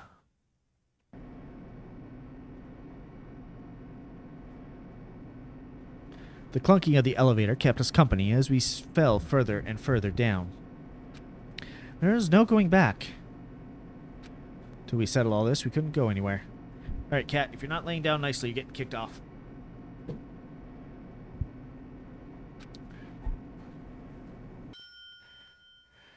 Not sure how long it was before the elevator finally came to a stop.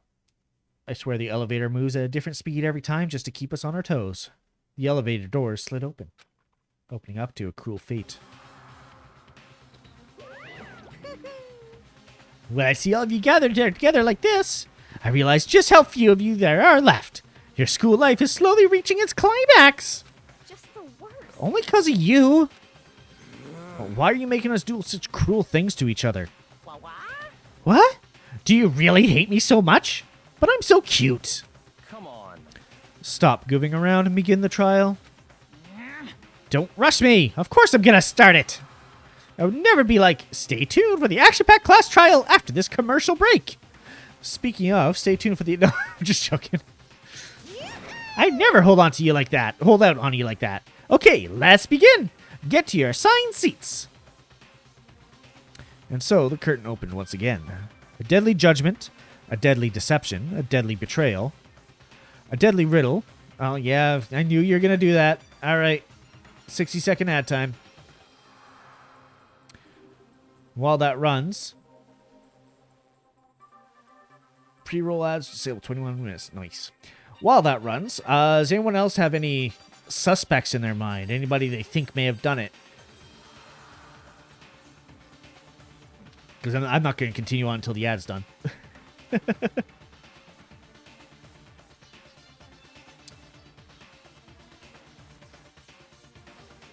Yeah, personally, all my suspicion, all of it, is on Celeste right now.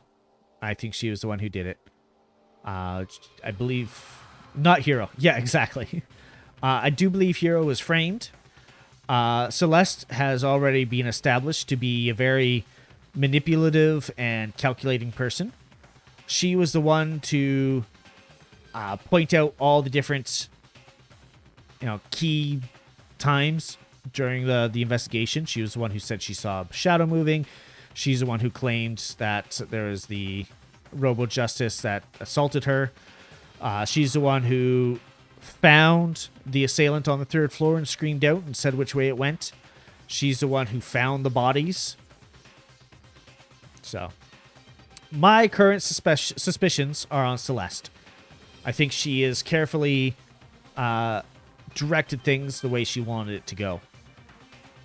And like directing other people to find certain clues, so that she never found a lot of the clues herself. A deadly riddle, a deadly defense, a deadly faith, and welcome back, people, from the ad break. A deadly class trial. We waited for you, don't worry. Do you want to save the data? Yes, I do. All right, set skills. Influence gauge by 2. Steadies your aim a little. Effective during non-stop debate and the Hangman's Gambit. I equip that. That equipped. Breathing technique. Focus gauge recovers more quickly. Effective during the non-stop debate, Hangman's Gambit, and a bullet time battle. Cost 4. Can't do that right yet. Time limit. That's good. Aim. What was that first one? Influence gauge. Increases speed of memorizing a statement. Effective during non-stop debate. Okay.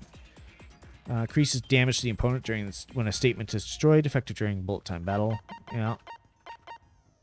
Yeah, I think I'll keep those. Yeah, for some reason I don't think it's Kyoko. Let's begin with a basic explanation of the class trial. So, your votes will determine the results. Just quickly before you go on. The reason why I don't think it's necessarily Kyoko is I highly suspect that she moved Alter Ego herself and hid Alter Ego away. And she was checking on Alter Ego and, like figuring out what Alter Ego had found. Because Alter Ego was doing a search of stuff. Always suspicious of Kyoko. You're suspicious of Kyoto. Oh, wow. I'm guessing that was autocorrect that did that for you. If you can figure out who done it, then only they will receive punishment. But if you pick the wrong one, then I'll punish everyone besides the blackened, and the one that deceived everyone else will graduate. Now then, to begin with... We already know who did it. Wow, way to interrupt. Was that? It was Hiro. He does not have an alibi for when the murders took place, and we found him in that suit. Don't try and deny it. You killed them. I didn't. Someone knocked me out. I was asleep the whole time. I don't know anything about it. Shut your murdering mouth, murderer! Why are you accusing him? You're a murderer yourself.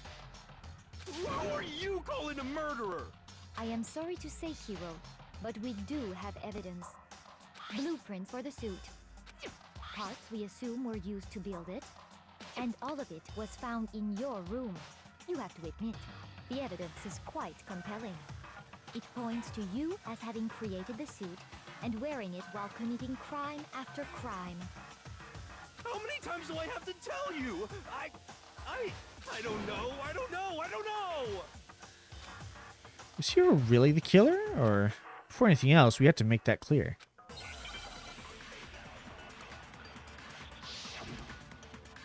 Alright, what do we got here? Yes to Hero's message. Everything we found in your room. Oops, shit. The blueprints, the suit parts, they are all that you are the culprit. I don't know anything about that stuff. I forgot the controls for a sec. It's a conspiracy. Hero, why? Why did you kill them? No, just hold on a second.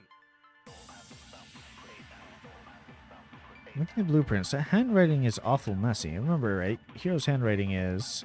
Everything we found in your room.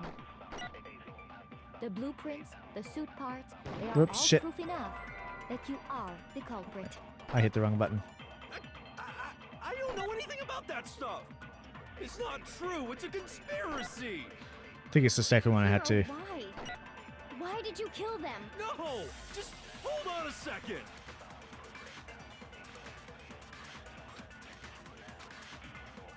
Everything we found in your room. The blueprints, the suit parts, they... No, that's wrong.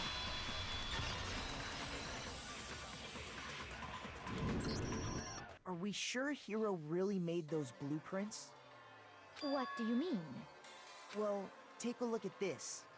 It's the note that Hero wrote, asking everyone to meet up after Alter Ego disappeared. The handwriting's obviously different, wouldn't you say? When you compare it to the blueprints. There's no way you could think the same person made both of them. Unless that person made it a point to disguise their handwriting. No, the differences are bigger than that, I think. Come on. I'm not smart enough to think of trying to change my handwriting anyway. I mean, he said it. So Makoto, are you saying you don't think Hero's the culprit? And he's not the only one. I think Hero is innocent as well. What? Then who was in that Robo-Justice suit? Is it like Hero said? Was there really someone running around in a second suit? I mean, we can't check everybody's room, so the second suit might be in one of them. The suspicious individual hidden within the suit. Go ahead, Makoto. Tell them who it was. And of course, he passes it off to me. So? Who was in the Robo-Justice suit? Suspicious individual in question. One that must have been in the suit. And the other one is Hero. I got it! Other than Hero, I can't think of anyone else it could have been. Obviously, he was the one in that particular suit, and we never found any kind of second suit. Then there can be no doubt. Hero is the prime suspect. That doesn't make any sense. You just said Hero didn't do it. It makes perfect sense. Hero was the suspicious individual in the suit, but he's not the culprit. Yeah, prime suspect doesn't mean he did it. So what you're saying is... That's right. The culprit in this case has nothing to do with being in the Robo-Justice suit. What? Now that's a bold assumption. And what reason do you have to make such a statement? You do have a reason, yes? Of course. But before we get to that, there's something else we need to clarify first. So let's get that out of the way. Hey, stop trying to boss us around. All things have a proper order. So what is it? What needs to be clarified? We must clarify the method of transportation for Taka's lifeless body. Why Taka's? It would seem that his corpse was moved using certain particular items. Makoto, can you tell us what they were? Things are used to move Taka's body.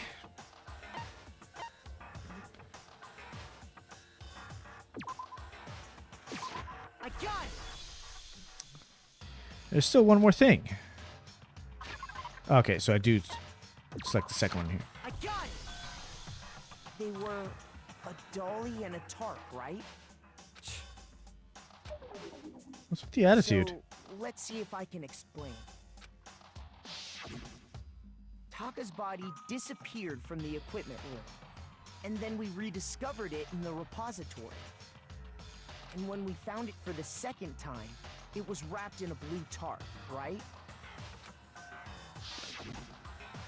It was the same tarp that, up until then, was stored in the equipment room. Yeah, I think there was a little bit of an error in the game design here. Because when the body first disappeared, there were 3 tarps stacked up over there. Because I remember calling it out because I wasn't sure if there's 3 or 4 originally, when we went there before the body was killed. So there were 3 tarps that were stacked there, and the track marks were there and everything. And then when we went back after finding the bodies, there was only 2 tarps. So I think there was a little bit of an inconsistency there. So the killer must have seen it there and decided to use it when they moved Taka's body. That way, they wouldn't leave any bloodstains while they were moving it. Okay, that explains the tarp. And the Excuse me? dolly? Same thing. I'm sure the dolly was in the equipment room when we first found Taka's body there. But when the body disappeared, so did the dolly. Later, when Taka's body reappeared in the repository, so did the dolly. Also, bloody tires. In other words, you think they used the dolly to move the body. Am I right? But are you sure you are not mistaken? Huh? Are you absolutely positive the dolly was in the equipment room when we found Taka's body? That dolly was made specifically for moving large objects between the repository and the art room. It would be very strange indeed to discover it had made its way to the equipment room. Unless it was planned. Is it not possible that it was in the repository all along, and you simply didn't realize it? She's raised an objection. How do you respond? There is no shame in being wrong. Nobody expects much from you anyway. Shut the fuck up, Celeste. We have all accepted the fact that you rarely understand what is going on around you.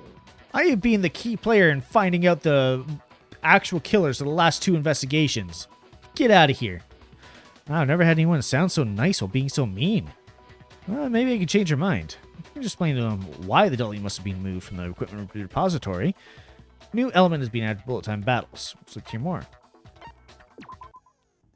Let's talk about reloading. Starting with the next bullet time battle, we're going to add one more ingredient to the recipe. On the bottom of the screen and underneath the tempo marker, you'll see your ammo count. Up till now, there really hasn't been a limit to how you destroy your opponent's statements. But from now on, just locking on and pressing the left mouse button won't be enough to handle them. Now it costs you 1 bullet to destroy a single remark. Once you run out of bullets, you can't destroy any more statements no matter how locked on you are. However, you can reload by hitting tab. Just like locking on, you have to press the tab key in time with the tempo marker. Basically, just remember the tab key now has a function along with right mouse button and left mouse button. You will automatically reload at the start of fever time, and your ammo will not decrease. Oh, but if your action difficulty is set to gentle, you won't have to reload at all, in which case you ignore everything I just said. Well, and good luck, have fun.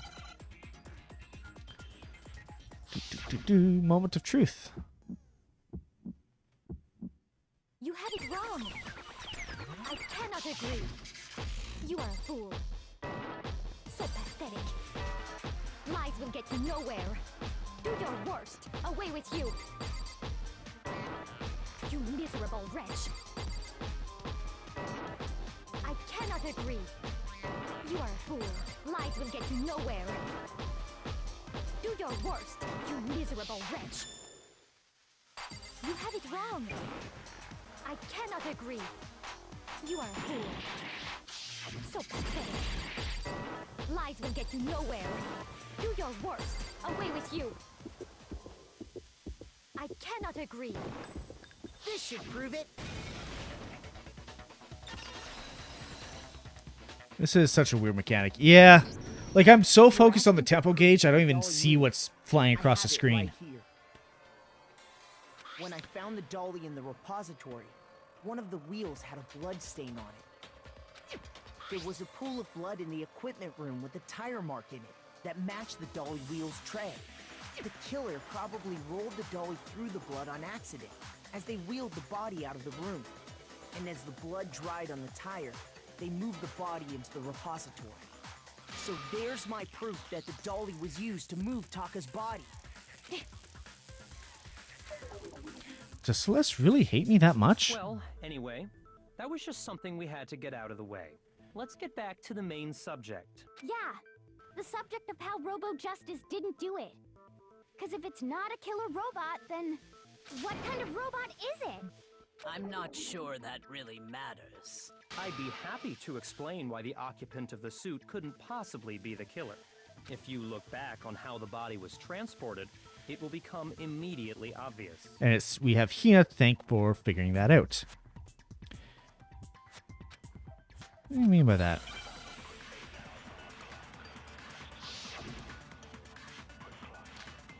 Robo Justice costume.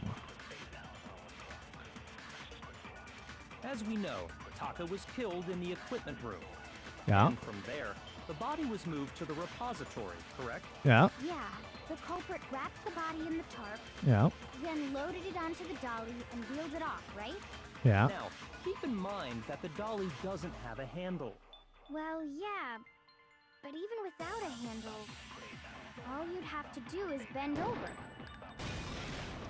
No, that's wrong.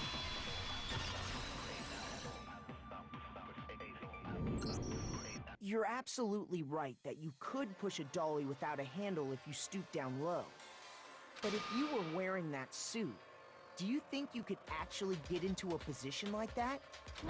What do you mean? Think back to what you said when we were all checking out the suit together. Remember?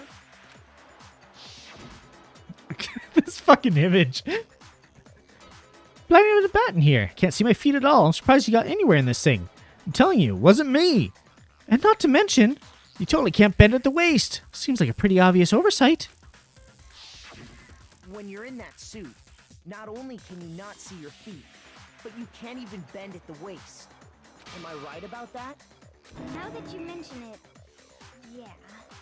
It seems like it'd be awfully hard to push that dolly if you couldn't bend over. Well, what's to stop you from simply pushing the dolly with your feet?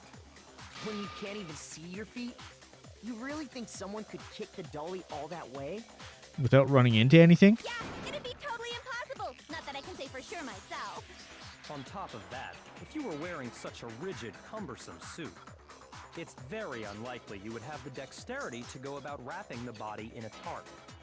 Well, I mean, isn't that just a matter of taking off the suit when you're ready to move the body?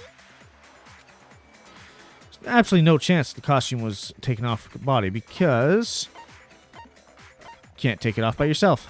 I got it! I don't think taking off the suit was an option. If you remember... I don't know what's up with this thing, but I can't actually get it off. A little help? Why would you make something that you can't take off by yourself? Make the stupid friggin' thing. There's a clasp on the back that keeps you from getting it off. It looks pretty sturdy. I don't think you can get it off on your own. We don't really have a choice, so let's help him. That's true. It seems impossible to put the suit on or take it off without help. Then, you really can't take it off by yourself? Hero wasn't just making it up? Of course I wasn't making it up. If he could have gotten it off by himself, I don't think he would have let us see him wearing it. Showing up in the suit was basically an invitation for everyone to suspect it. Yeah, that's right! So, it's really, really true that Robo-Justice couldn't have moved the dolly? To be clear, whoever did move the body, it couldn't have been Hero in the robot suit, correct? No, wait. Just a second, if you please. Have you forgotten about the picture that I took? You all got a good look at it, did you not? The image of Hifumi being dragged away by Robo-Justice? If whoever was in that suit is not the culprit, how do you explain that? Besides, do you remember what the now deceased Hifumi said?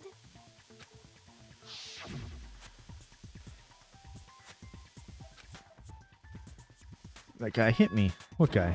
Robo Justice. That's what I decided to call him just now. So long as those facts exist, the proper conclusion is beyond question. That's not true. Keep getting this confused with the Phoenix Wright case that is very similar. The individual inside Really? the suit and the culprit are one and the same. It was Hero, without a doubt. You're really doing really hard to pin this all on Hero. Yeah, that's gotta be right. Quit agreeing with just whatever the last person said. Hold on a second. It's still far too early to reach that conclusion. Besides, there's no hurry to decide who did it. Before we rush to a verdict, shouldn't we explore every single possibility? Instead of seizing on one viewpoint, the truth is uncovered by analyzing things from every angle. Perhaps, but where do we go from here? Let's review this series of unfortunate events from the beginning. Maybe we'll uncover something new. What a pain in the ass! I don't disagree, but our lives are on the line. If this is what it takes, we have to do it. Plus, maybe we'll get to find out where the heck Kyoko was when everything went down. All right then, let's take another look back at what happened. I suppose we could start with this morning. 4 of us gathered together in the dining hall. Makoto, Hina, Kyoko, and myself. We waited there for quite a while, but nobody else showed up, so we went to look for everyone. Sounds about right. That was around 8 a.m. And Yep. as soon as we split up, Kyoko went missing. Yep. Soon after that, Hina found Celeste in the rec room and quickly came to get Makoto and me. It seems I was unconscious for about an hour after I was attacked by my mystery assailant. Yeah, I don't buy that. I know it was an hour because I remember being attacked a little after 7. That was when we saw Celeste's picture and discovered that her assailant had been wearing a strange costume. As it turns out, it was Robo Justice. This is such a stupid It name. also soon became clear that this same Robo Justice had abducted Hifumi. So, actually, hold on a second.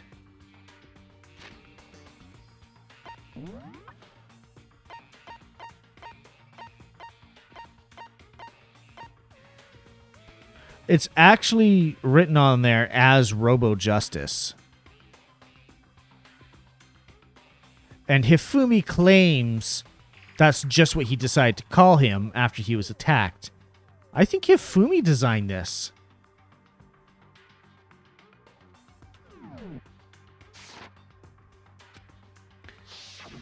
We were soon joined in our search by Byakuya and Toko, and then went on to find Hifumi in the library. He was injured, so we took him to the nurse's office and resumed our search for the suspect. But not long after leaving the nurse's office...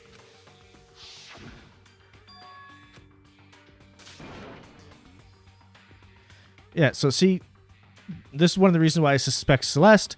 She's like, oh, there's a shadow over there. When Celeste told us that, we decided to split up and search the second Causing floor. us to split up. And soon after that, I saw someone moving around on the 3rd floor, and I yelled out to everyone as soon as I did.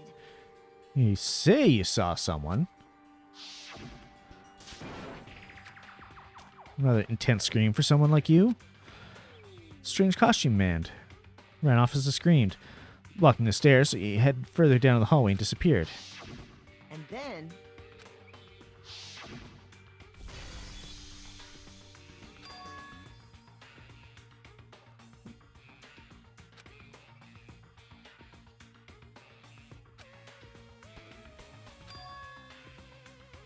Well, so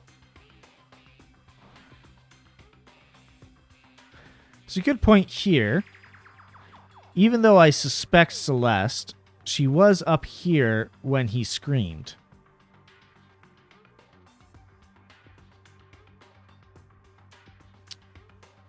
I'm not sure who else it could have been. I definitely don't think it was Hero.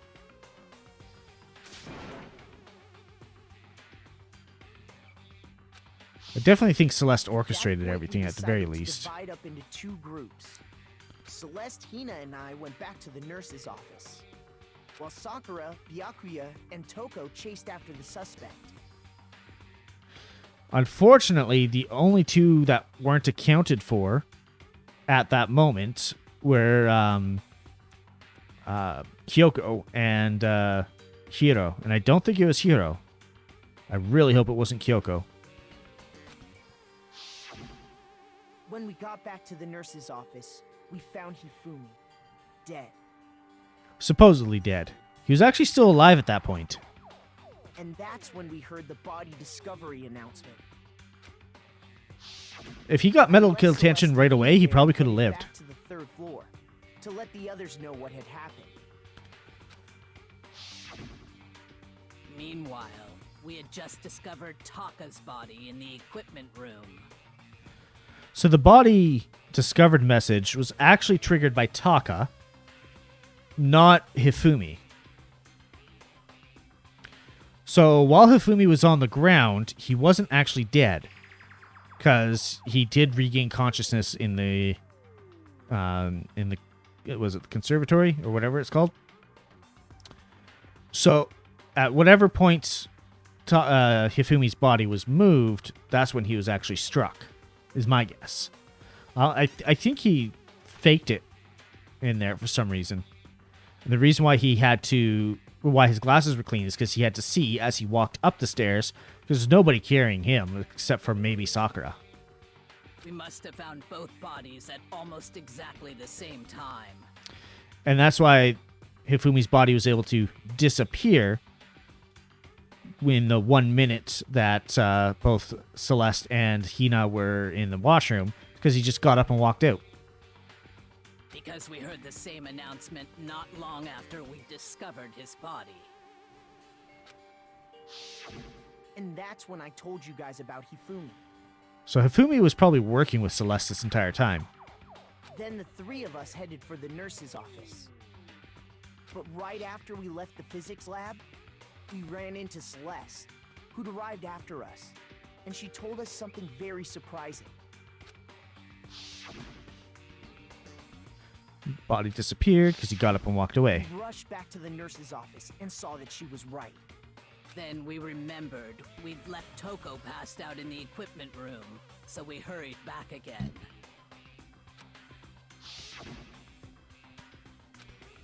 And the body disappeared again. But when we got there, we discovered that now Taka's body had also gone missing. I'm guessing that, yeah, because Hifumi was kind of subservient to Celeste. So I'm guessing that Hifumi just kind of got up, walked away, hid around while we were all running back and forth. And while we all went back down to check out Hifumi's body that had gone missing, that's when he moved Taka's body. It was Hifumi that moved Taka's body into the conservatory and then locked it. Now, why he would let himself get killed, I don't know. Next thing we knew, we were searching the school for 2 missing dead bodies. And after some time... Celeste informed us that she'd found the bodies, and we all headed to the repository. Yeah, and again, another case here where Celeste is the one to miraculously find the bodies, because she planned with Hifumi ahead of time to have the bodies, Taka's body moved there, and then Hifumi also moved, hiding in there. Which is where we rediscovered the corpses.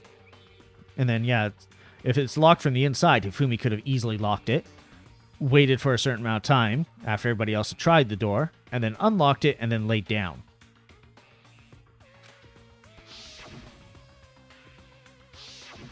I think that about covers it. I see. The whole thing sounds exceptionally complicated. It certainly seems to me that these are not a simple series of connected events. Okay, well, if that's true, then what? Rather than a single series of events, I think we have to consider each murder a separate situation. Oh, dang, I think you're right. Yeah, that's just what I come to. Mostly because I suspect Celeste, because I don't think Hiro did it, and I don't think Kyoko would have done this either. And, I mean, Celeste is the planning type, and Hiro and Celeste kind of had a weird relationship going on. Now, how Celeste convinced Hiro to sorry, Hifumi, not Hiro. Fumi and Celeste had a weird thing going on. Now, how Celeste convinced Hifumi to do all this and get himself killed, I'm not sure. Guess we'll have to see. And from there, we can uncover the contradictions surrounding all of them. Now then, let's get started, beginning with what happened to Taka. Contradictions hidden what happened to Taka. In order to uncover the truth of this case, I have to find them no matter what.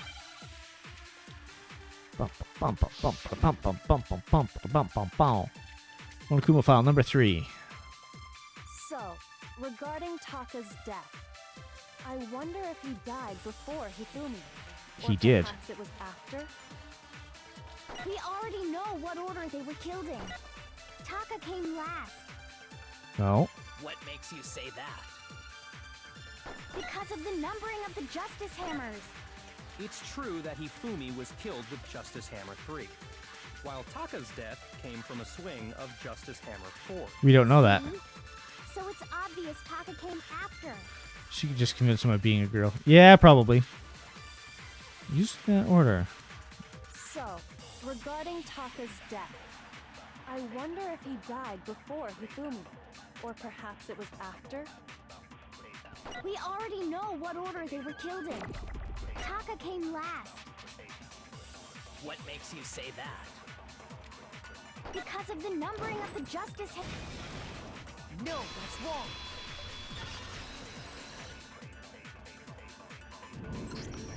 Hold on. There's no reason to assume that the hammers were used in the same order as their numbers. If anything, that's just another way the killer tried to disguise their actions. So you're saying the culprit wanted us to think the hammers were used in order, but in reality, Taka was killed before Hifumi? Yep. Okay then, let's see the proof. What time he must have died? His wristwatch. Oh, are you kidding me?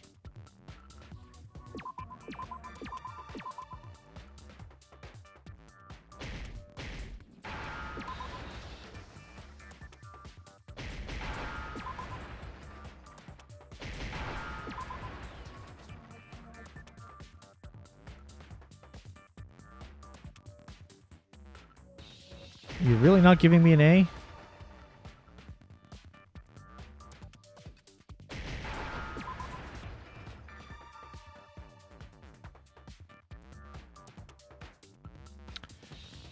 Now they're not giving me an H. There it is.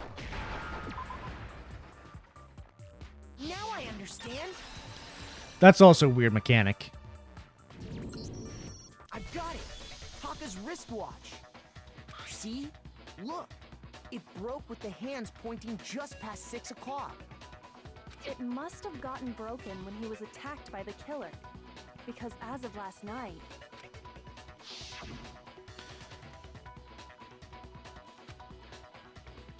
Yeah, we've already been through this. It's almost 10 o'clock. Bedtime for good boys and girls. If it wasn't broken after 6 last night, then he must have been attacked around 6 this morning. And that would be his official time of death. But if that's true, then he was killed well before Hifumi. Yep. And before Celeste was attacked this morning, which happened around 7. That's right. Taka was killed before any of the other incidents took place. That simple fact slipped past all of us. Just like, okay, yeah, he was killed with a hammer, but can you spell it? Yeah, exactly. We made the wrong assumption about the order of events, all because of those justice hammers. That's exactly why the culprit wrote the numbers on each hammer and had them increase in size. And I don't think each hammer was actually used. I think it was all one hammer. That way, when we saw how they were used in each incident, we'd easily make that wrong assumption. Now, if Taka was killed around 6, then everyone's alibis for his murder go out the window. Yep. Because when he was killed, we hadn't met up in the dining hall yet.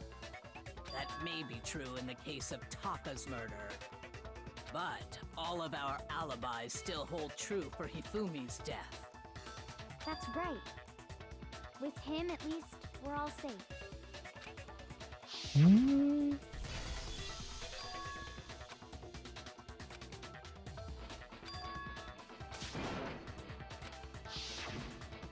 heard Hifumi screaming, we were all together. Except for Hiro and Kyoko.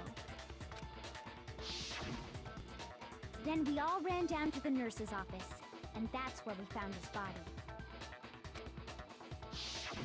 That's totally true. We're all in the clear. Oh, I know! They must have recorded him screaming on a tape or something, then played it later on! Then why wouldn't we have heard the scream earlier? Hiro, you're a dumbass. If that's true, where's the tape? I don't know. Don't just go making stuff up. I like how spiky her hair gets when she's mad. Anyway, we all have rock-solid alibis for when we heard Hifumi scream. When we heard a scream, but not for his Since death. all of us were there together, clearly none of us could have killed him. And it does not stop there. There was also the moment when we discovered his body had disappeared. When his body vanished from the nurse's office, Hina and I were in the bathroom together, while everyone else was in the equipment room, correct? And then there's the disappearance of Taka's body from the equipment room. At that time, we were all gathered together in the nurse's office because of Hifumi going missing. Well, don't forget, I was passed out in the equipment room the whole time. Wait, then what if Genocide Jill did it? She could have dragged Taka's body out of there right then! I think he's the only one who calls her Genocide Jill instead of Genocide Jack, except for Jill herself. Even if she could pull that off, there's no way she could have done the same with Hifumi's body. Because, as we just established, she was passed out in the equipment room when his body disappeared. Besides, I didn't do either of them anyway. In other words, it is impossible that any of us could have killed Hifumi or moved either of their bodies. On the other hand, Hiro and Kyoko had disappeared, so they most certainly could have done those things. She says Kyoko. Weird. So what now, Kyoko? For now, we can't get fixated on who did it, or we'll just keep going around in circles. So instead of who, I propose we start talking about how. In particular, I think we need to figure out how Hifumi's body got moved. That's true. We searched everywhere, but we couldn't figure out how to explain his body disappearing. And according to what Celeste said, We could not have been gone for more than a minute or two, though. So the killer was able to get in and move Hifumi's body in that short amount of time. It would seem so. his body apparently disappeared in the 1 minute her and Hina took their eyes off of it. Yeah, got up and walked away. That much weight from the first floor up to the third in that short amount of time? Yeah, Hifumi does it all the time. Oh man, yeah! There's no way! It'd be impossible! Well, what if I told you there was a way to make the impossible possible? What? How? If the dead body were to move itself. Hey! Kyoko's got my back. The dead body moved on its own? No! Not another... ghost! I don't think it has anything to do with the occult. I think what she's implying is, we thought Hifumi was dead, but perhaps in reality he was still alive. Yep. He was alive? I really gotta fix this tracking. Because whenever I'm reading, like right now, I am looking down at where the text is so I can read it. And it constantly thinks that I am closing my eyes, but I'm not. But I'm not sure how to fix the tracking because of like where I have to mount the camera. It's above my monitor, but looking at the bottom of the monitor, it thinks my eyes are closed. I don't know. To come up with something. If I could get an iPhone, I could get better tracking, but I'm not doing that right now. I'm not wasting money on it. Are you saying Hifumi wasn't carried out of the nurse's office, but simply walked out on his own? Wonder if turning on the light would work. Hold on a sec.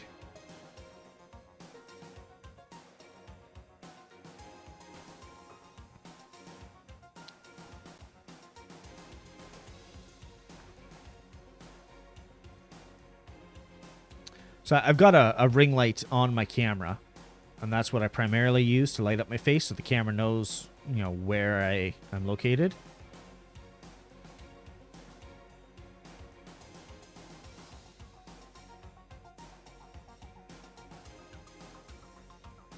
Oof. Wow, that's blinding. All right. Yeah, I'm currently trapped under a cat, so I can't reach my light switch, but I have home automation set up, so I can just log into the web console and turn it on from here. Yeah, walked out on his own. We found his body. He was dead. Perhaps he was simply playing dead. That it isn't possible. Nerd. Yeah, I'm a nerd. What of it? The idea that Hifumi is still alive, is it really possible? Make your arguments. Broken wristwatch. Are you saying that when we first found Hifumi in the nurse's office, there's a chance he was actually still alive? No, it is impossible. Hifumi was dead, without a doubt. Can you confirm And you know that? how? Surely you heard the body discovery announcement along with the rest of us. Hifumi's dead body had been found. And that is why the announcement was made. Are we really so sure about that? Maybe the announcement was intended to signal someone else's discovery. Oh, I'm glad that didn't go through. I didn't mean to click there. Are you saying that when we first found Hifumi in the nurse's office, there's a chance he was actually still alive? No, it is impossible. Hifumi was dead, without a doubt. And you know that how? Surely you heard the body discovery announcement along with the rest of us. Hifumi's dead body had been found. The And noise that blocked it. is why the announcement was made. Are we really so sure about that? Maybe the announcement was intended to signal someone else's discovery.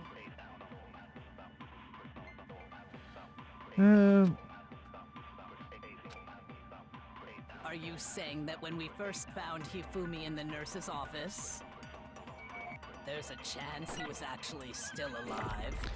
So No, I think I had to grab it is that. impossible. Hifumi was dead, without a doubt. And you know that how? Surely you heard the body discovery announcement along with the rest of us. Hifumi's dead body had been found.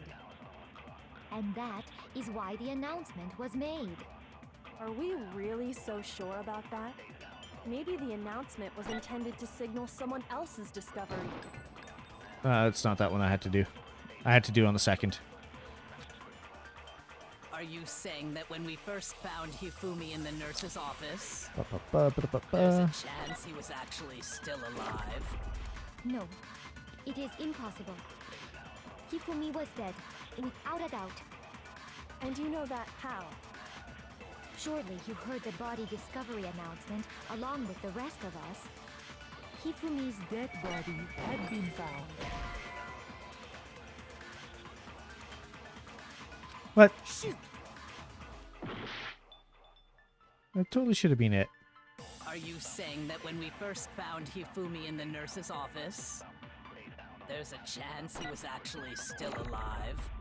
No, it is impossible. Hifumi was dead, without a doubt. And you know that how? Surely you heard the body discovery announcement along with the rest of us. Hifumi's dead body had been found. And that is why the announcement was made. No, he was still alive. Are you really so sure about that? Maybe the announcement was intended to signal someone else's discovery. Yeah, no. I think it has to do... Shoot! Shut. Stop it! I think it has to be the Saying broken that when we wristwatch. first found Hifumi in the nurse's office, Oops. there's a chance he was actually still alive? No, it is impossible. Hifumi was dead, without a doubt. And you know that how? Surely you heard the body discovery announcement along with the rest of us. Hifumi's dead body had been found. And that is why the announcement was made. Are we really so sure about that? Maybe the announcement was intended to signal someone else's discovery. What?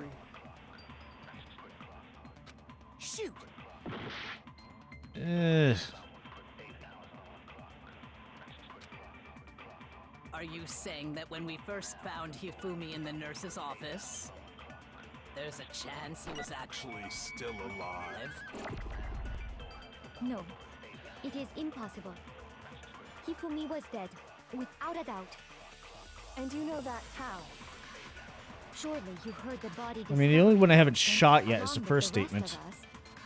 Hifumi's dead body had been found. And that is why the announcement was made. Are we really so sure about that? Maybe the announcement was intended to signal someone else's discovery. Yeah, no, I think I just had to shoot the first one. Shoot. This one's confusing. Are you saying that when we first found Hifumi in the nurse's office, there's a chance he was actually still alive? No. The fuck do I have to... Shoot. This one's not obvious to me. I don't get it. Are you saying that when we first found Hifumi in the nurse's office, there's a chance he was actually still alive? No, it is impossible. Hifumi was dead, without a doubt. And you know that how? Surely you heard the body discovery announcement along with the rest of us. Hifumi's dead body had been found. And that is why the announcement was made. He was still alive there, though. So sure about that? Maybe the announcement was intended to signal someone else's Whoops, discovery. did not mean to double click there. Only once. Discovered at almost exactly the same time. Are you saying that when we first found Hifumi in the nurse's office, there's a chance he was actually still alive? Because I already used this to hit the second one. Hifumi was dead, without a doubt. Do I use the wristwatch for the second one?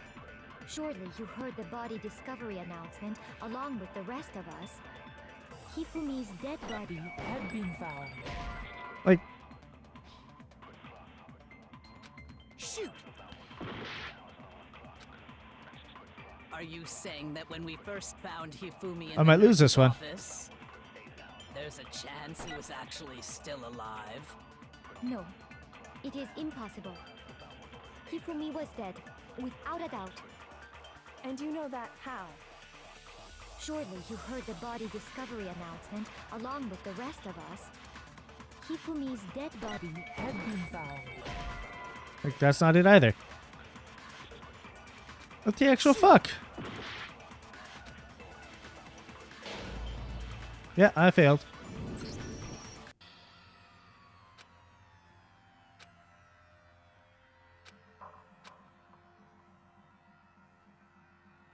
Like, which one am I supposed to click there?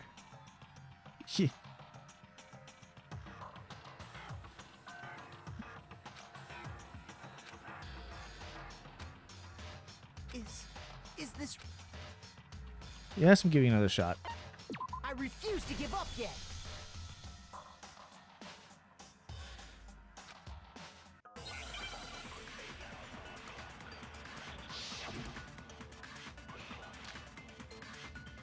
Yeah, there's no other one to select. It's just broken wristwatch. Are you saying that when we first found Hifumi in the nurse's office, there's a chance he was actually still alive? No, it is impossible. Hifumi was dead, without a doubt. And you know that how? Surely you heard the body discovery announcement along with the rest of us. Hifumi's dead body had been found. And that is why the announcement was made. Are we really so sure about that? Maybe the announcement was intended to signal someone else's discovery. And it's gonna reset that bullet, isn't it? Are you saying that when we first I guess not. Hifumi in the I thought you nurse's couldn't bring him office, from the end of the conversation into the beginning. actually still alive? No, it is impossible. Well, Hifumi was dead, without a now doubt. I feel silly. And you know that how? Surely you heard the body discovery announcement along with the rest of us. Hifumi's dead body had been found. No, that's wrong. So you had to, like, take a comment from the future of the conversation. That's stupid. Was the body discovery announcement that was made really intended for Hifumi? Of course it was. The announcement played right after we discovered his body. Yeah, but you engineered it so that the others would find the other body around the same time. Maybe. But that was also the same time that Taka's body was found. That's right. It wasn't long after finding his body that we heard the announcement.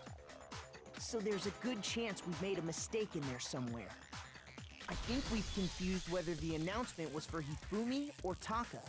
First of all, if 2 bodies had been found, there really should have been 2 announcements. Maybe Monokuma simply got lazy and rolled them together into one. What do you say, Monokuma? Any comment? Well, it's a very sensitive issue, so I can't go into too much detail. But what I can say about the body discovery announcement is that it's only broadcast when 3 or more people find a dead body for the first time. For the first time. That didn't answer our question, man. We're asking if you're a lazy bum. No, actually, that was plenty. Huh? He said it's only broadcast when a body is discovered for the first time, which means even if we find the same body again later, he won't make the announcement again. If that's true, then why was the announcement made again later on? Huh? Later on? Yeah. Exactly. We heard the body discovery announcement twice. Second body discovery announcement. First time we played was when we found each body in the nurse's office and in the equipment room. Second time was when both bodies were rediscovered. We heard it a second time in the repository, when we rediscovered the 2 bodies. Although, strictly speaking, it should have played after Hifumi regained consciousness and then died.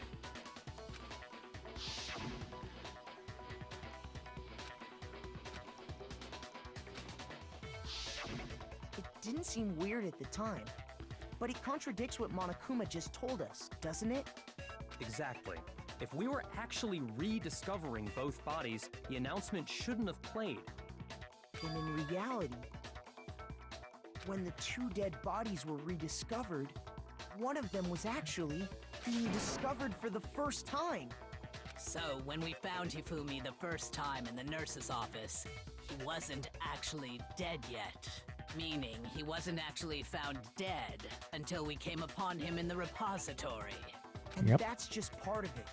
There's one other thing that leads me to believe he was still alive in the nurse's office. His glasses. I know! Because he was super good at playing dead! Bada bing, bada boom! Well, why are you even here, Jill? Get out of here. That is the worst logic I have ever heard. But honestly, I do not think there's anything that can prove he was still alive. Okay then, let's take another look at the events surrounding the discovery of his body. Then it should become clear whether he was really alive or not. This whole thing is pointless. Hifumi was still alive. Have to show it to everyone. Make your arguments. His glasses. Yep. Well, here's one thing we do know. The first time we found Hifumi's body was in the nurse's office. And then, while me and Celeste were in the bathroom, his body disappeared. Oh, that was And the next 2 time of we them. saw his body, it was in the repository. But when you compare his body before being moved and his body after being moved, other than the change in how it was positioned, there was no notable difference. Shoot! His glasses were different. Well, here's one thing we do Oop. know. Did not mean to click The there. first time we found Hifumi's body was in the nurse's office. And then, while me and Celeste were in the bathroom, his body disappeared. And the next time we saw his body, it was in the repository. But when you compare his body before being moved and his body after being moved, other than the change in how it was positioned, there was no notable difference. That's right to do it. Killer School is not empty yet. We're currently discussing who the killer may have been. I've got my suspicions. In fact, there was one clear difference between Hifumi And, the nurse's office and the yeah, we're repository. currently going through all the facts How's work going? His glasses. That fact alone proves that he was only playing dead in the beginning. Perhaps you'd like to fill the rest of us in? When we found Hifumi in the nurse's office, his glasses were covered with All those blood. X's. Yep.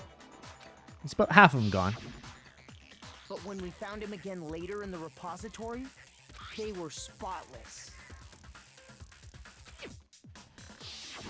And I found the item he used to wipe them clean in the nurse's office trash can.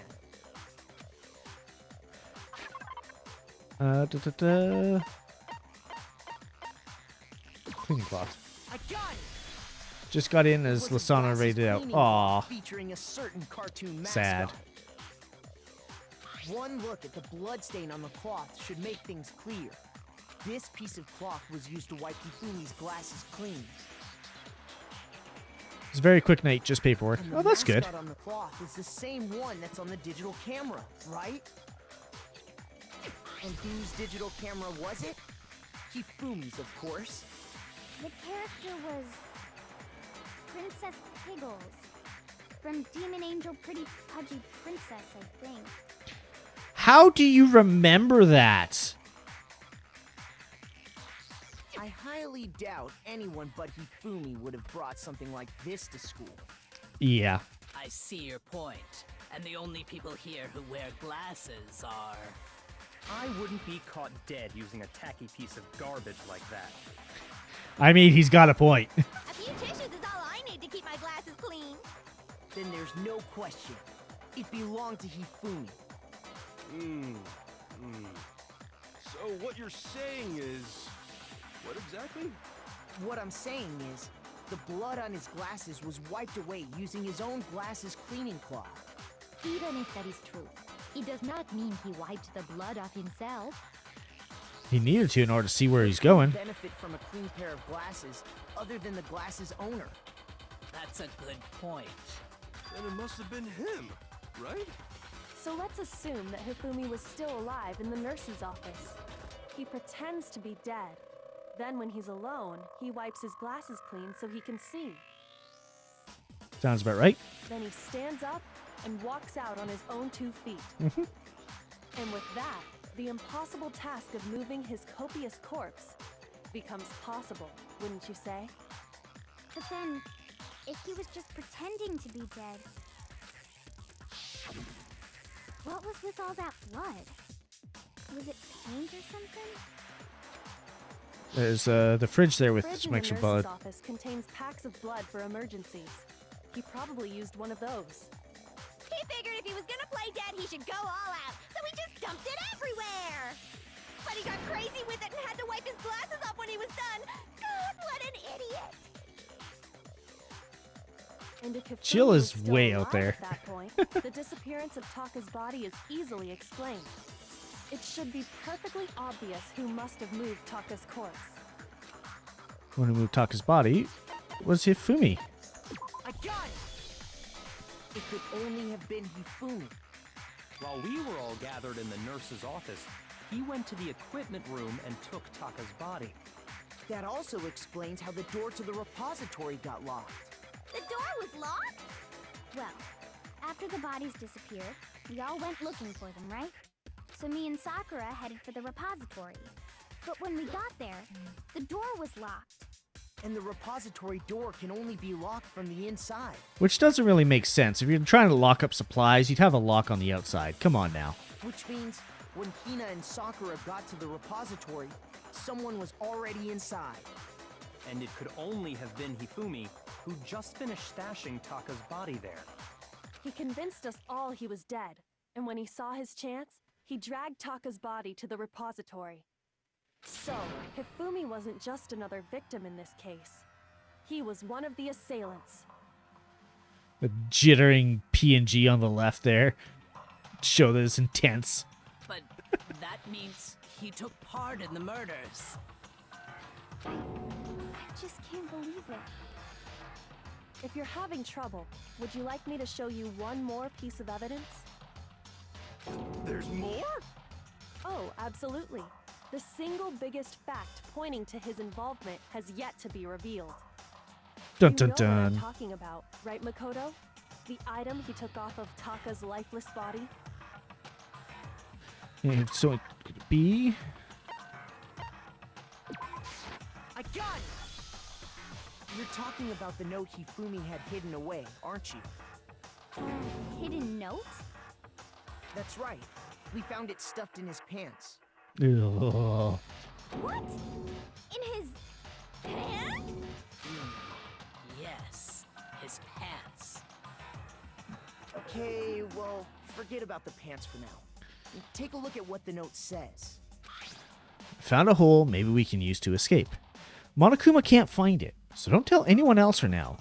Let's meet in the equipment room at 6 a.m. Ah, that's the note I was telling you about. The one that told me where to go. Huh? Wait, this one's a little different. In my note it said, Monokuma can't find out, so don't tell anyone else for now. Let's meet in the rec room at 1 a.m. I see. Then this note isn't the same one Hiro got. It's not the same? You just said it wasn't the same. In other words, the killer got in touch with another person besides Hiro. With Taka. And that person could only have been... It's Fumi's pants! I got it! That's right! Taka! The killer used this note to draw out Taka and murder him. 1 second, I gotta do something right quick here.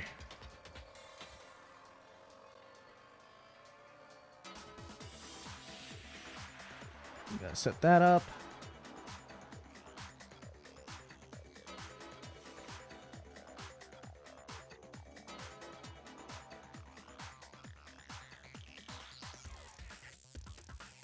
Oh, a stretch and a hydrate. Give me 1 moment.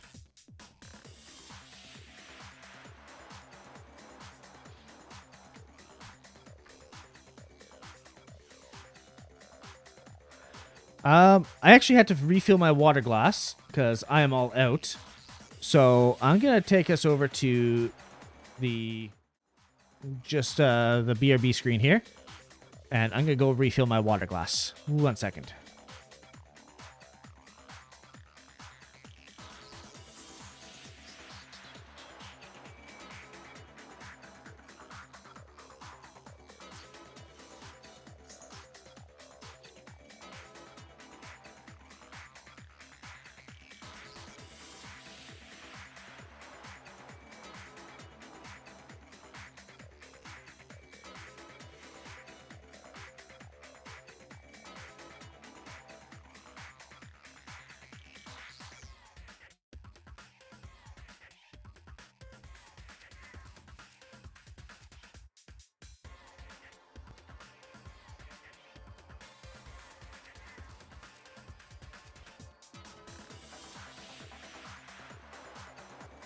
Yes, you did catch me dry-handed because... oh, mic way over here. You did catch me dry-handed because I actually had a different drink to start. I didn't have my water. I had an aloe vera drink that I had finished. I was using that for previous hydrates. Anyways, hydrating now. And I stretched as I got up and refilled. So we are all good to go.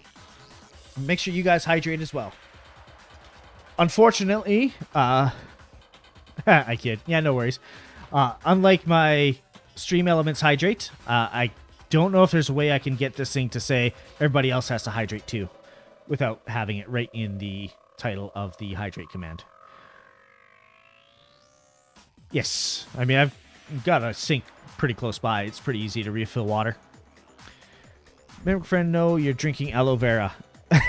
That's actually a good point. So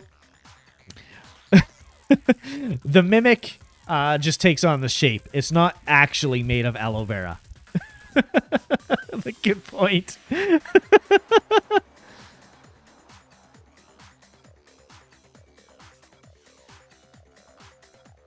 All right, back into the game here.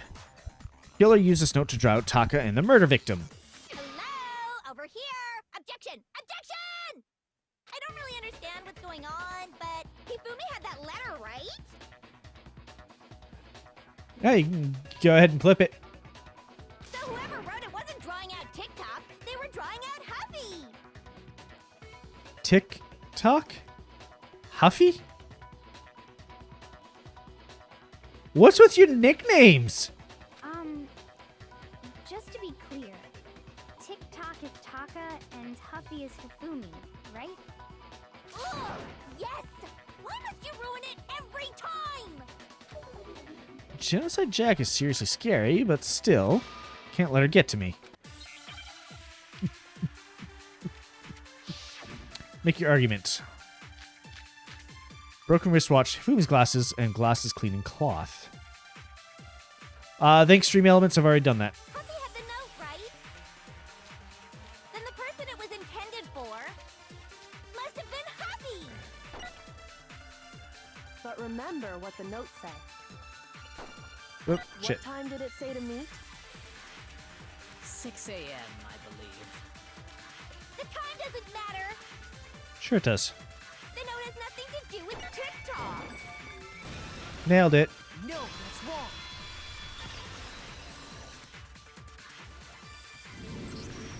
No, there absolutely is a connection. What the hell are you talking about?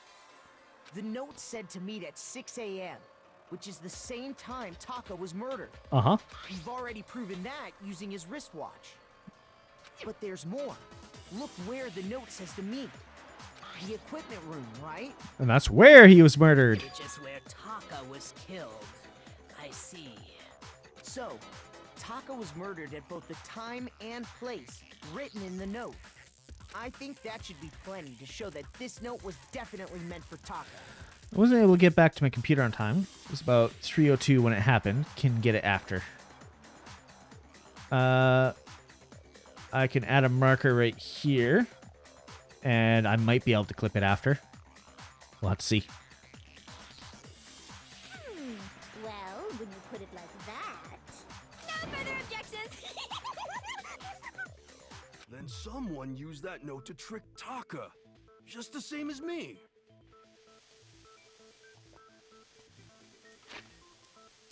Take a look at something here. Where is it? So that is Yasuhiro's writing. That's Robo Justice's Blueprint's writings, not Yasuhiro's.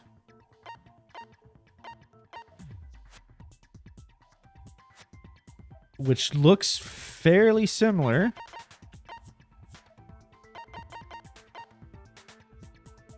To that note, I think Celeste had Hifumi actually write the notes so that we couldn't pin it on her. The culprit really is a cold-blooded monster. Telling people they found a way out. But if they gave the note to Taka, what was Hifumi doing with it? Stuffed down his pants, no less! Most likely. Hifumi stole it off Taka's corpse after he died. Huh? He stole it? Where's your proof? Go ahead, show us. La-da-da-da. Where is it? Scrap. I got it! When I searched Taka's body, I saw that his lifeless hand was gripping a small scrap of paper. If I'm right about this, the sheet of paper this piece came from is... I knew it! It fits perfectly with the note we found hidden on Hifumi. Then Taka's scrap and Hifumi's note. Yup, they're from the same piece of paper. Hifumi had the note meant for Taka, while Taka's corpse still grasped a small piece of that note. There's only one way to explain it. Taka died clutching the note. Hifumi tried to free the note from his death grip, leaving behind only one small scrap. I mean, right after death, it would have been really easy to just take it out of his hand. Like, if he did it right after death.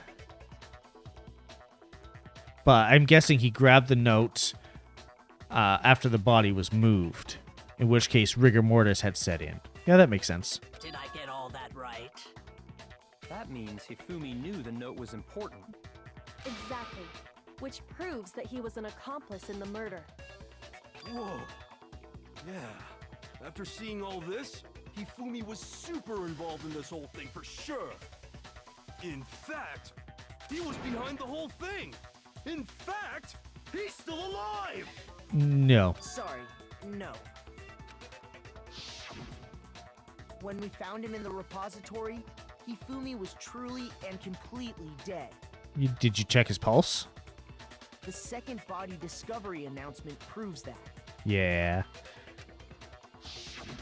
So then, who killed Hifumi? Who discovered the bodies? Right away, right after it. Whoever did is the mastermind, the true killer. He was killed in the repository, so he must have been killed not long after transporting Taka's body. So, he must have been killed after Taka's body vanished, but before we found both bodies in the repository. During that time, we'd all split up and were searching for Taka's missing body. In other words, during that time, none of us have alibis. Wait, but me and Sakura were together. You guys have alibis. Steal the spotlight, you stupid walrus. Walrus? Who are you calling a walrus? Anyway, when they were killed bothers me too. But there's something that's been bothering me even more. And what might that be? The weapon they used to kill Hifumi. The weapon? Yeah, because I mean, according to the Monokuma file, the way Taka and Hifumi were killed was almost the same, with them having similar fractures and all.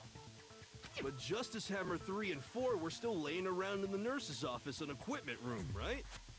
So if Hifumi was killed in the repository, the culprit would have had to grab one of the hammers, kill Hifumi, then put the hammer back where they found it.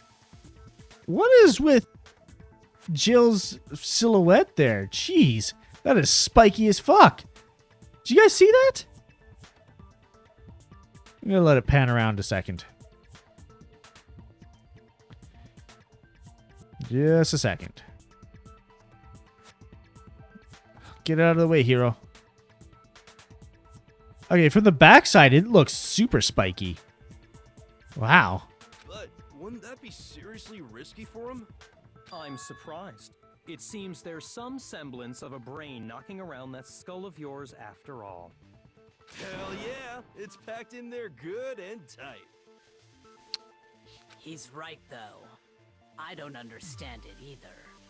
I got the answer. The file makes it clear that they were killed using similar instruments. There's plenty of hammers in there. Hammers were already laying around those other rooms. So the question is, how could the culprit have gotten their hands on either of the hammers? Personally, I haven't a clue. Quit trying to drag the conversation away. Which hammer was used to attack Celeste? Number 1 or number 2? Those were accounted for in other rooms too. And I don't think either one is big enough to kill someone. I mean, you can kill someone with a pretty small hammer. Is it not possible they used a different weapon? I don't think it is possible. They were both killed with the same kind of thing, right? So then, what was used to kill Hifumi?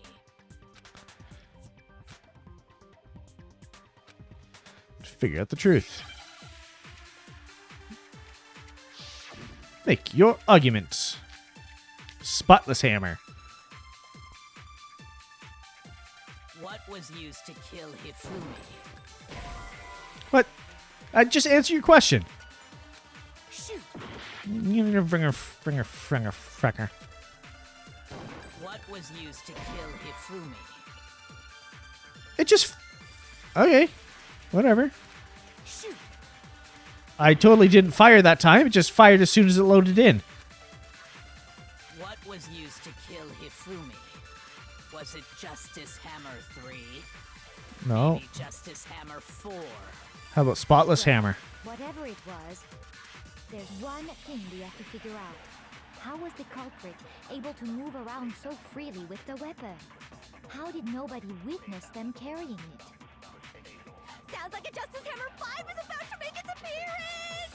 Check out murdergear.com/hammertime No. for more info! I have no idea what you're talking about, but I want to stab your seriously, adorably serious face off. Shoot!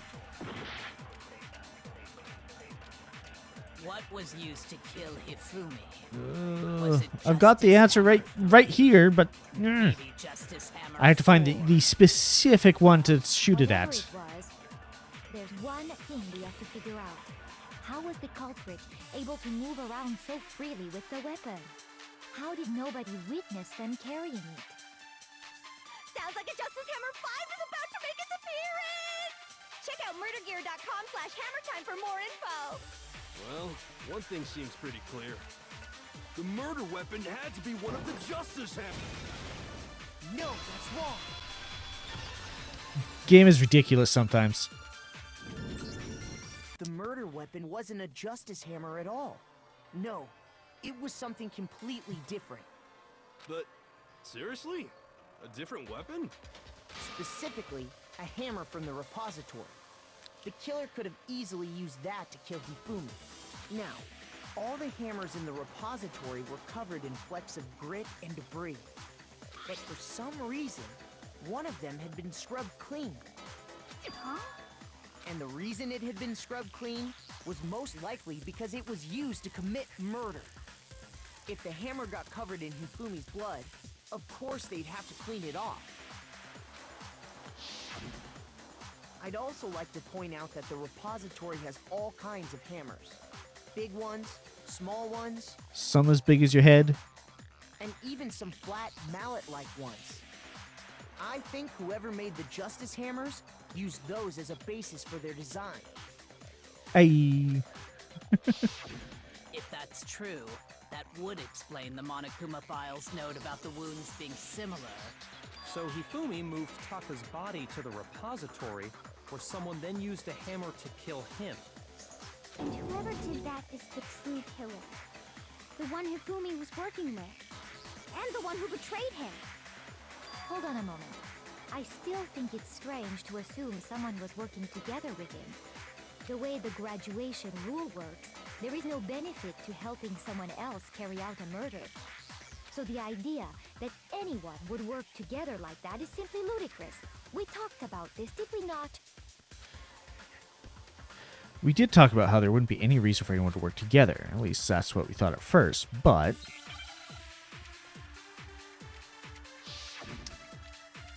What bullets do I get? A spotless hammer? I don't think I'm using that again. Based on the rules that have been laid out for us, even if more than one person is complicit in the murder, only the one who actually carried out the act can graduate and survive. Assuming the rule holds true, it is simply impossible that two people work together on this. That is how the rule was explained to us. But that only really applies if there's one murder, right? In this case, however, there were two murders.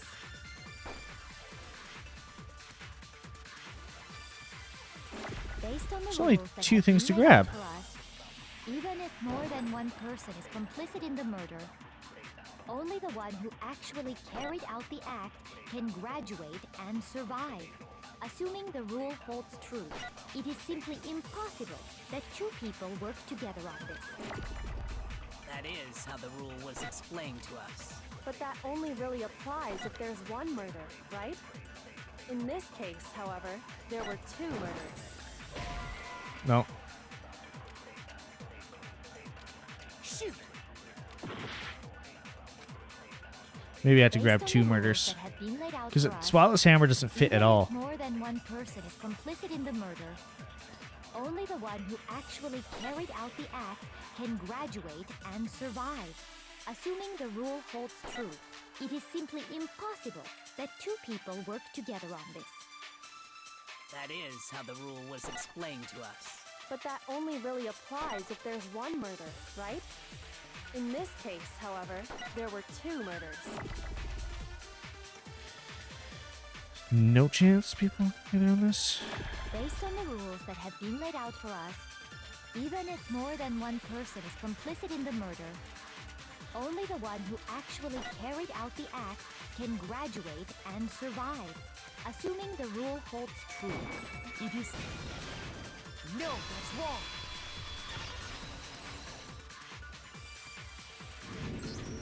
Since there were 2 murders, it's at least plausible that more than one person was involved. What do you mean? If there'd only been one murder, then yes, the idea of an accomplice isn't really worth considering. Naturally, if only one person can be saved per murder, an accomplice has no risk versus reward benefit.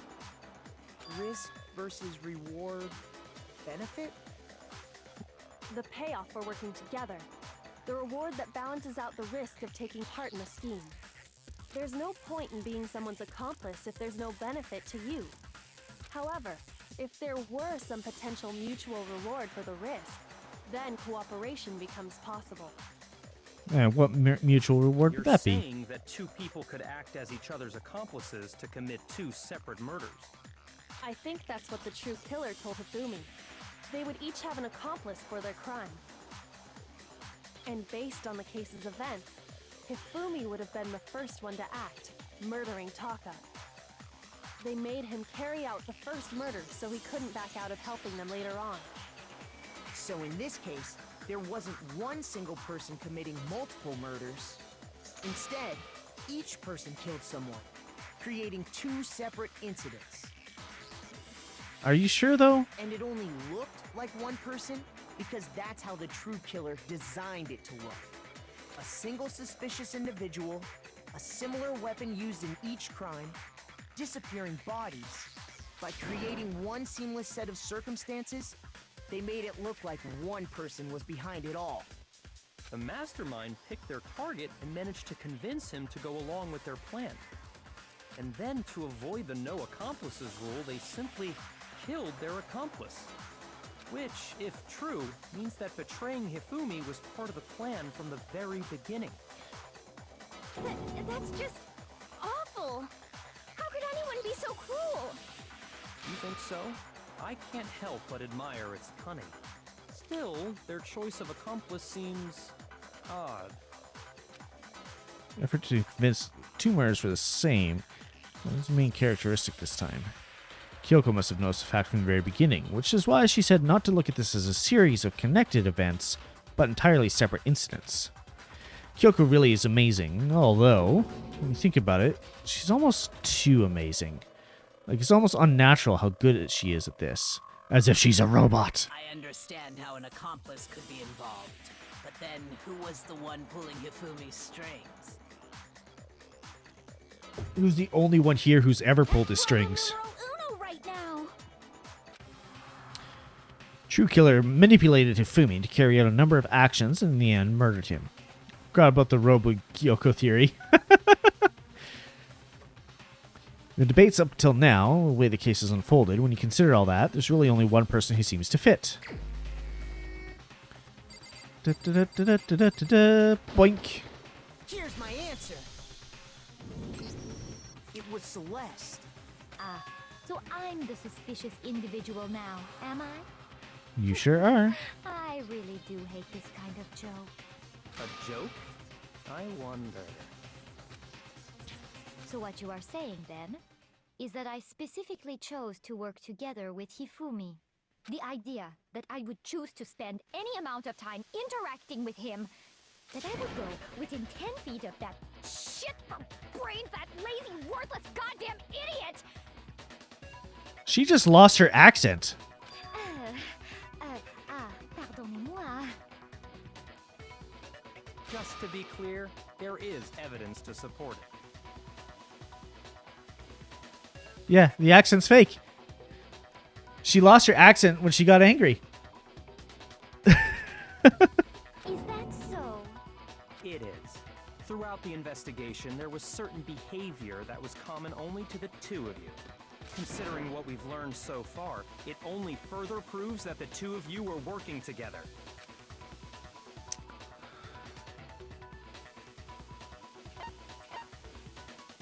I got it! Encountering the suspicious behavior they individual. had in common has to do with the suspicious individual in the suit, doesn't it? The only ones who ever actually saw Robo Justice firsthand were Celeste and Hifumi. Shush. The adults are talking now. Get the fuck out of here. Sorry. As he said, only Celeste and Hifumi ever laid eyes on the costumed individual. If we accept that Hifumi was one of the culprits, we can't help but suspect what Celeste has said as well. Are you saying everything they told us was a lie? After taking Hifumi to the nurse's office, we all began our search for this individual, correct? And not too long after that, do you remember what Celeste said? I saw a shadow sitting around top of the stairs. Yeah, shut up, Celeste. We headed to the second floor specifically because of what she claimed to have seen. Next, to draw us all to the physics lab up on the third floor, She let out a blood-curdling scream. and when we'd all come to see what was wrong, what was it she said?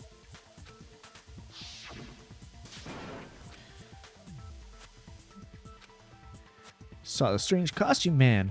He ran off as soon as I screamed. I was blocking the stairs, so he headed further down into the hallway and disappeared. Once she'd done her job of getting us all up to the physics lab, it was time for her partner to get to work. Yeah! Hifumi, he's in the nurse's office. With the fake blood plaque. Ew. It was to get us to divide into two groups. So that we would discover both bodies at the same time? In fact, Celeste was precisely the one who proposed that we split up. Mm-hmm. Then why don't we split into two groups? I'll lead the hunting party. Seems much more interesting. Very well. Then Makoto and Hina, you come with me to the nurse's office. I will leave the capture of the suspicious individual to Toko, Byakuya, and Sakura. Well, if Celeste and Hifumi were working together, all those chance events suddenly become connected. And on top of that, that piercing cry of yours early on. Ha-ah!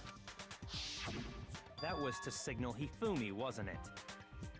It was your way of telling him, we're on the third floor, everything's going according to plan. Why else would you let out a scream that could have carried across the sea? I just realized another strange thing. When we found Hifumi in the nurse's office, who we now know was only pretending to be dead. I certainly was not expecting this. I did not imagine that Hifumi would be murdered. Celeste, you were the first one to say he'd been murdered. You wanted to make sure we wouldn't have any doubt in our minds.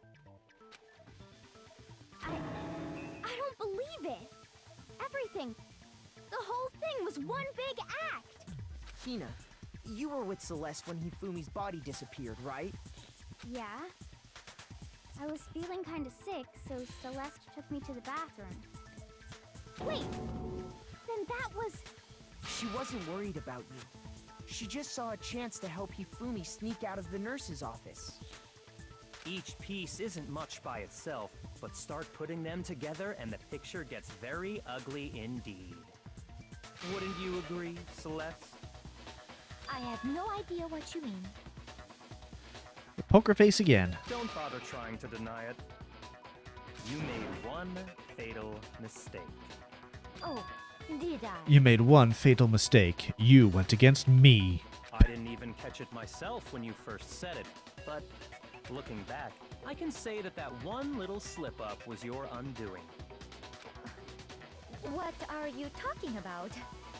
I'm talking about what you said after Hifumi's body disappeared and we returned to the nurse's office. They must really be enjoying this. Enjoying the sight of us standing around, frightened, confused. We're all going to die here. We're all going to die just like those guys died. I remember her saying that too, but I don't understand what's so strange about it. Then pay attention. Sakura, Toko, and I were first to discover Taka's body in the equipment room. Then Makoto showed up and told us Hifumi had been killed, so Sakura and I left with Makoto. Once we were in the hall, we ran into Celeste, and the four of us headed to the nurse's office.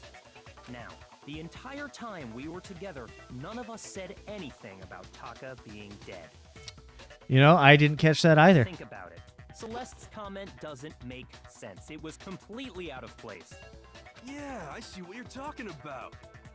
Although I don't really get what it means. I mean, she had prior knowledge. You hear that, Celeste? Everyone's having some trouble understanding. Could you repeat what you said? If you're really not the culprit, you shouldn't have any problem repeating it, right? Byakuya said that Celeste's comment doesn't make sense, but what is he alluding to?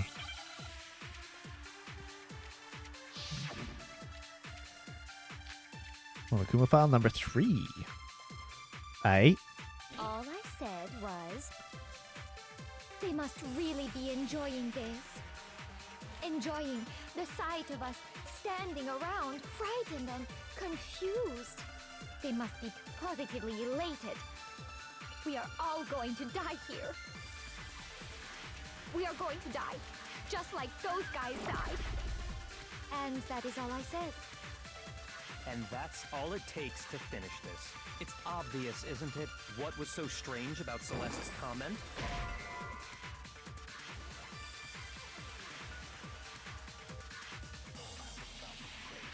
Shoot! Come on. All I said was, they must really be enjoying this. Enjoying the sight of us standing around, frightened and confused. They must be positively elated. We are all going to die here. We are going to die, just like those guys died. And that is all I said. And that's all it takes to finish this. It's obvious, isn't it, what was so strange about Celeste's comment? We got to loop around again. When she said that, she should have only known about Hifumi's death. That minds. What's so strange about what she said is... All I said was, they must really be enjoying this.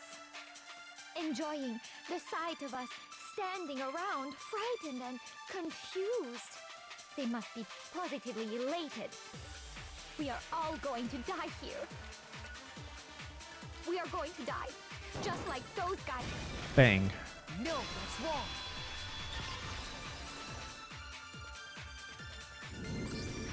That's right.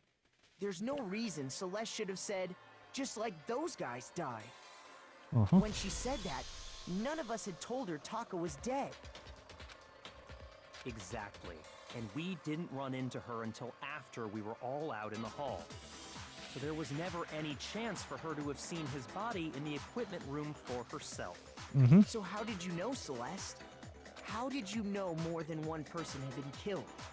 And how did you know they were both guys? Because Kyoko had also disappeared, right? So she could have been dead too. You all have such vivid imaginations. You know that? Yeah, this is where the perfect gambler comes into place. Never ceasing on the bluff until the last moment. Imaginations. You claim that I was lying when I told you about the suspicious person I saw. Then what about the picture I took? How do you explain this picture of the costumed villain dragging Hifumi away? You shoved him in the robot and Hifumi posed for you. It has to be some kind of setup, right? So let's put the suit on, and then she used the camera's timer to... Celeste is too short. Have you so quickly forgotten? You are the only one who could have possibly fit into that suit. Plus, I happen to know that this particular camera does not have a timer. In other words, it is an unassailable fact that this is a picture of Hifumi being dragged away. No, it's just a picture of the robot holding onto Hifumi. If everything I told you was a lie, how can this picture exist? Simple. Are we sure that's really a picture of the suspect dragging Hifumi away? What could you possibly mean by that? Surely there are other explanations than the one you've offered up. Mm-hmm. No, there is no other explanation. Other explanations. If it wasn't a picture of the suspect dragging Hifumi away, the only other possibility is Hifumi is dragging the suspect away. It's not a picture of the suspect dragging Hifumi away. I would say it's a picture of Hifumi dragging the suspect away. That's certainly within the realm of possibility. The one being dragged off in that picture isn't Hifumi, but the person in the robot suit. We've simply been led to believe that it's the other way around. So they had to get him into the locker. This strange costume might only exist to lead us astray even farther. If you saw someone wearing something like that in this situation, of course you'd notice and be suspicious. Yup. That's what happened! You put me to sleep and made me out to be the bad guy in all this! Such a thing is utterly impossible. Hifumi was dragging him away? Ridiculous. Is it? I don't think it's ridiculous at all. Then shut your mouth and allow me to educate you. How about I slap you in the mouth? Celeste thinks she proves there's no way Hifumi was dragging a suspect away, but is that really possible?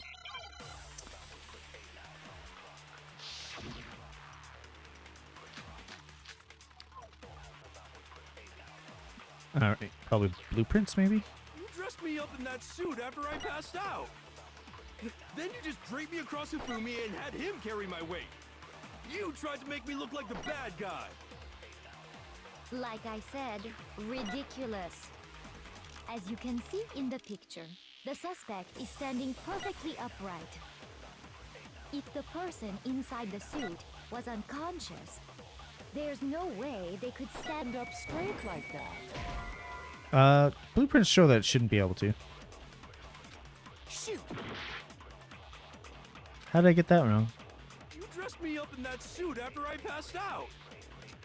Then you just Oh, draped me Robo across Justice Hifumi costume. and had him carry my weight! You tried to make me look like the bad guy! Like I said, ridiculous. As you can see in the picture, the suspect is standing perfectly upright. If the person inside the suit was unconscious, there's no way they could stand up straight like that. No, that's wrong.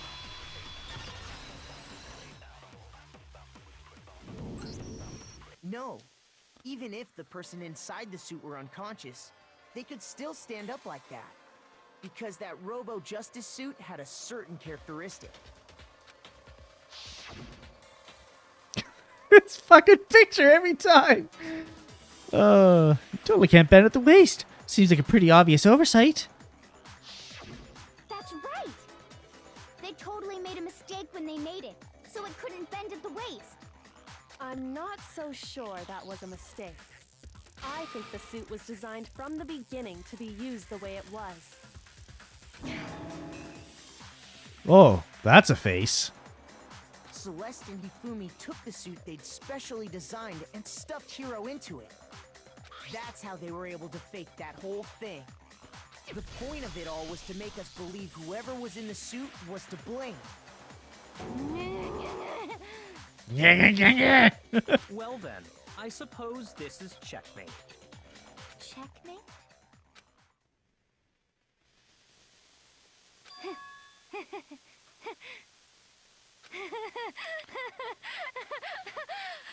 Don't make me laugh, you idiot!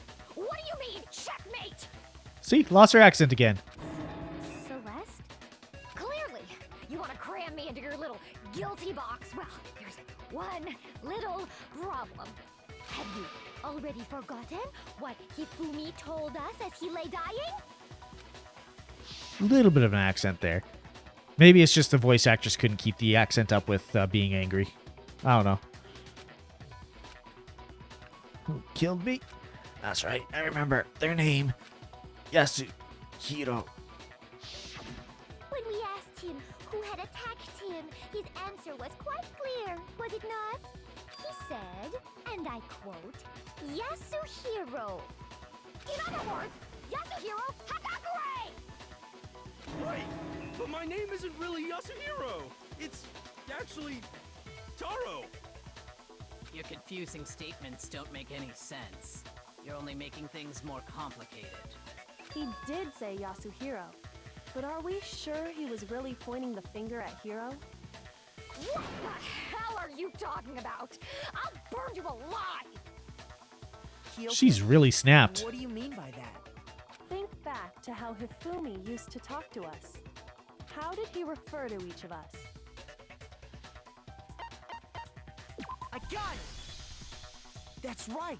Our last names! He called us all by our last names! Exactly.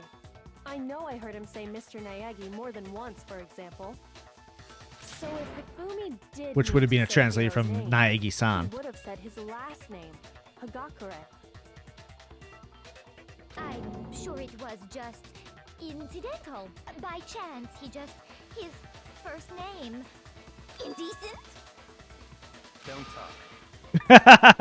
Random chance. Now isn't that a convenient explanation? No, there's no reason to think he would have said the name any different than normal. But he must have run out of energy before he could say any more. So Hifumi was trying to tell us the last name of whoever killed him? What was Celeste's last name again? The name he said doesn't apply to anyone here. Well, no. Hold on. There's one person it could apply to. And that's Celeste. She never actually told us what her real name is. What did you just say?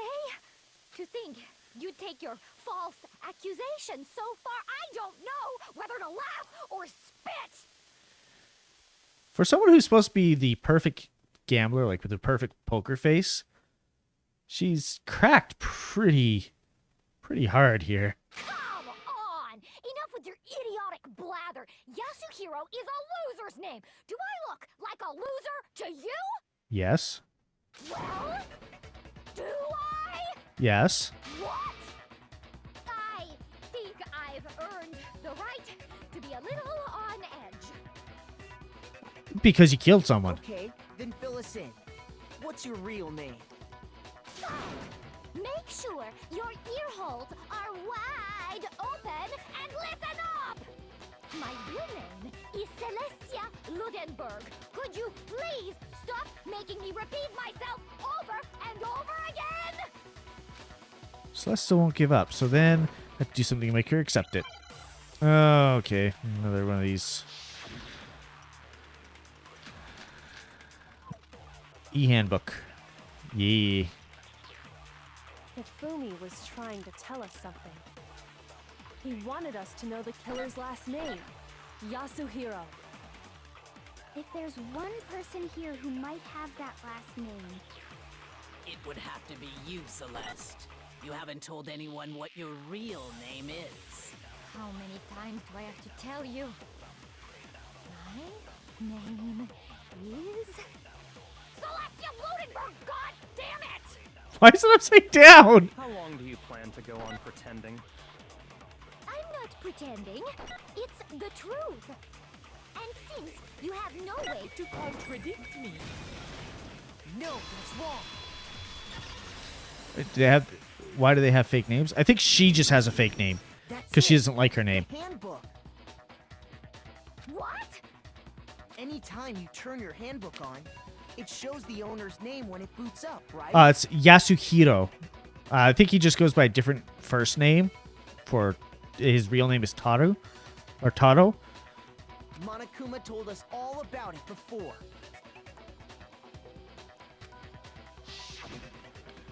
This handbook's absolutely vital to a healthy school life, so don't lose it. When you start it up, it'll display your name. Always make sure to have the right one. Now, this is not your everyday notebook. It has so many more uses than that. So all we have to do is check her handbook, and that'll clear up everything. That's how we can find out Celeste's real name. And I do have a question about Kyoko. How did she know that the name would become relevant through the e-handbook? Because she gave us a hint. That's an invasion of privacy. I refuse to cooperate. Celeste, can you please just tell us what really happened? Please, just tell us. She won't. Even when I'm put in check, it's just my nature not to give up. Because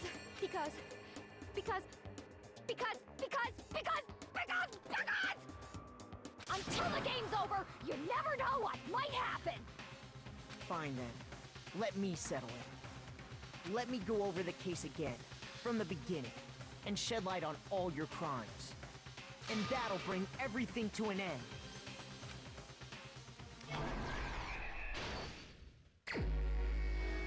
Okay. Why do we have these in here? There's hammer, mallet.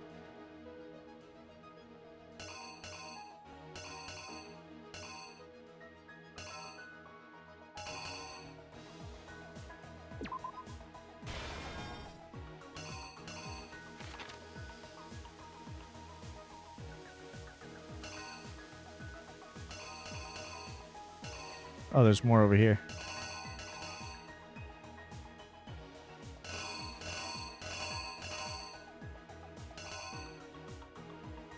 Why is that important?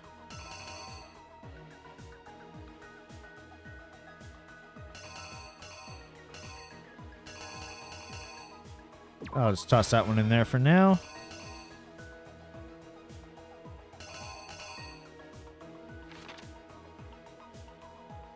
No, that one doesn't go there. That's him pushing the wrapped up body.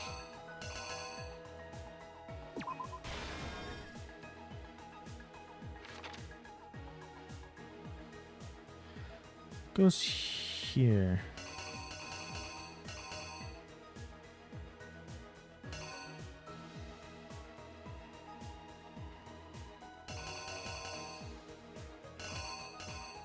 Around 1 a.m. he comes in and then he gets drugged. Puts them all together.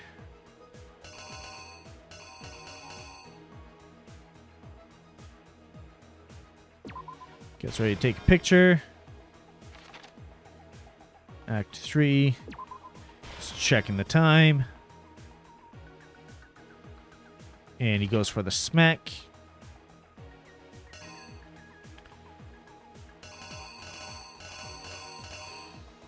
I believe that was Justice Hammer 3 that was used there. He shows...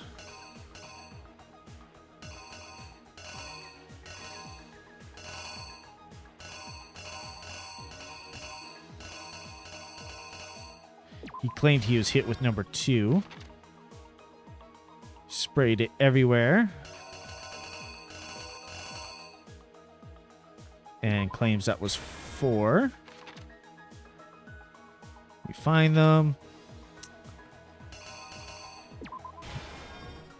Oh, wait.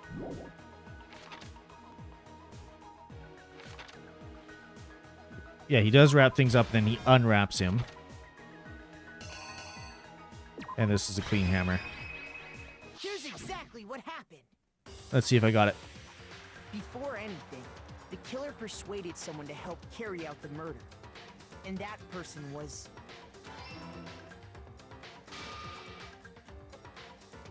Hifumi.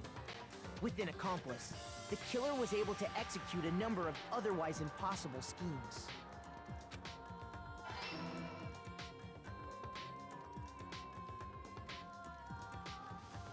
First, they convinced someone to meet them in the rec room last night at 1 in the morning. Yep. That someone they met with was Hiro. The murderous duo intended to pass Hiro off as the prime suspect. So when they met up with him, they drugged him, knocked him out, and stuffed him into the Robo-Justice suit.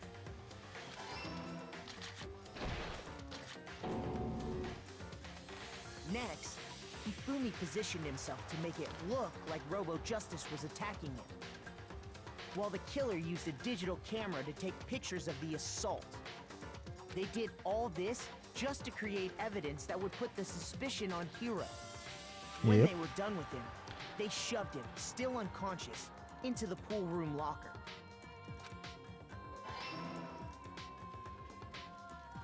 And then finally, I like how he's still all white-haired, even in this comic book. They called Taka to the equipment room.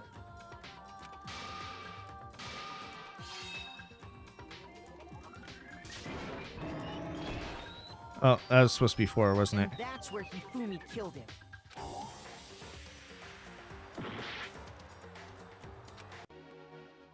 That's supposed to be number 4. My bad.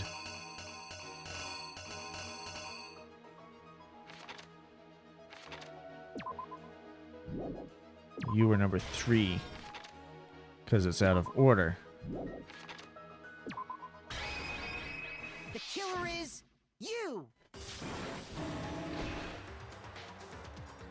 And that's where Hifumi killed him, making it the scene of the first murder. The murder weapon was Justice Hammer 4, which was left there in the equipment room. The reason hammer number 4 was used was to create confusion about the order of the crimes. So, next they falsified 2 more assault incidents. For these attacks, the killers pretended to be the victims to solidify Robo Justice as the suspect. The first fake incident was the attack in the rec room. There, the killers wanted us to see Justice Hammer 1 and the Robo Justice pictures they'd taken. They wanted to make sure we bought the surprise attack story. The second fake incident was the attack in the library. This time, they planted Justice Hammer 2 and an injured Hifumi to sell us that story. With these 2 incidents, the killers were able to create a certain preconception in our minds that the suspect was increasing the size of the hammers and attacking people in order as they did. We fell right into their trap and started looking for the suspect based on that. But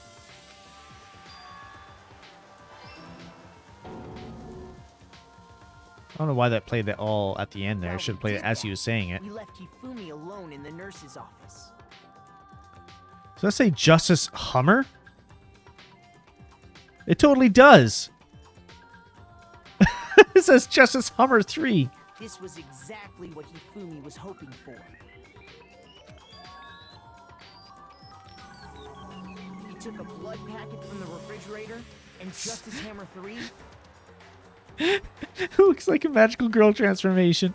and turned the room into a crime scene in which he himself had apparently been brutally murdered. He let out a scream to draw us back, and when we returned, that's what we found. Meanwhile, the other group that had been out searching found Taka's body at the same time. So when we heard the body discovery announcement, we naturally assumed it was for Hifumi. We left the nurse's office, and Hifumi once again took advantage of the situation. He simply got up and made his escape. When we learned his body had disappeared, we all rushed back to the nurse's office. And once again, Hifumi had the chance he was waiting for. This time, he snuck into the equipment room. Yep.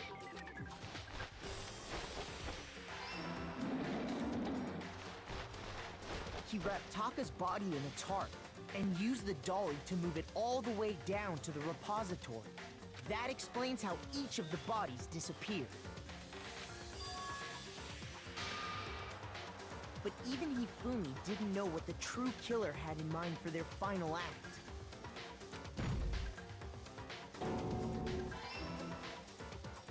Their plan all along was to kill Hifumi and get rid of the one person who could betray them.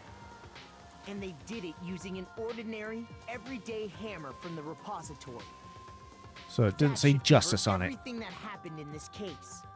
And the villain behind it all is...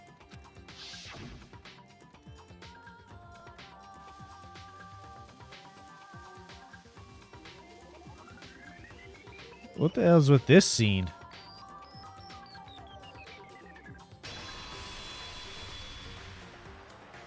Celeste.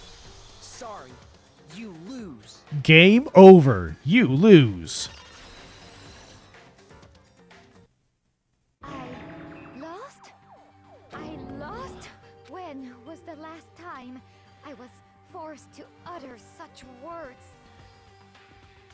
They hang heavy around my neck. Not as heavy as your death is. You admit it? You're the killer? Listen to you, trying to take charge, as if you're my private instructor. I, Celestia Ludenberg. Actually, no. Taiko Yasuhiro is fine. Taiko? So, you finally accepted it. Yeah. Disguise your name from the beginning. I'm the kind of person, once I've lost, I don't like things to drag on. And her accent is completely gone now. Interesting.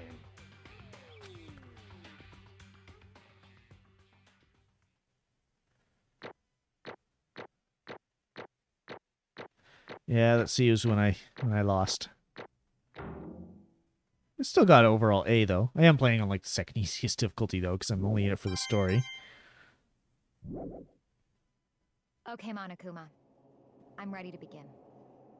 Or, no. I suppose this is the end, isn't it?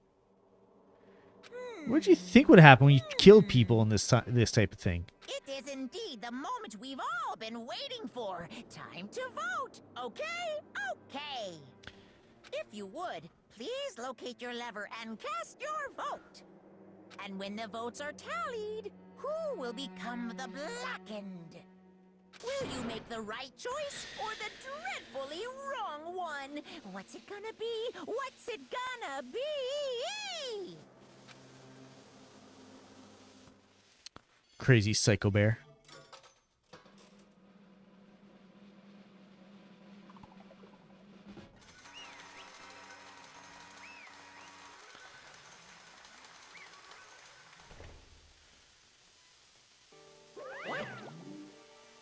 It's basically a formality at this point, but once again, you are totally correct!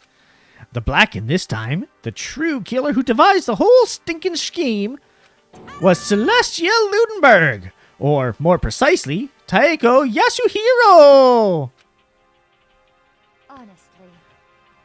I lost. Well, that sucks. I guess trying to work with someone else was a mistake after all. Ifumi's ineptitude was beyond all my calculations. I knew it. So, you really did approach Ifumi with this plan.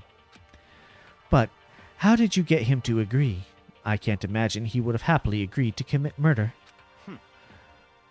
I'm sure she relied on her specialty, lying. My specialty? Don't make me laugh. I don't have to lie to get him to agree. So then... Then did you use... you know... sex? I knew you'd figure it out, Kyoko. You're absolutely right. To get Hifumi to act as my accomplice, I used her. For everyone who's still left, I'll avoid mentioning it by name, but it was the one thing Hifumi and Taka were both super into. Does she mean...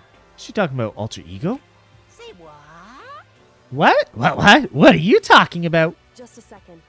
Don't interrupt. We're in the middle of a very important conversation here.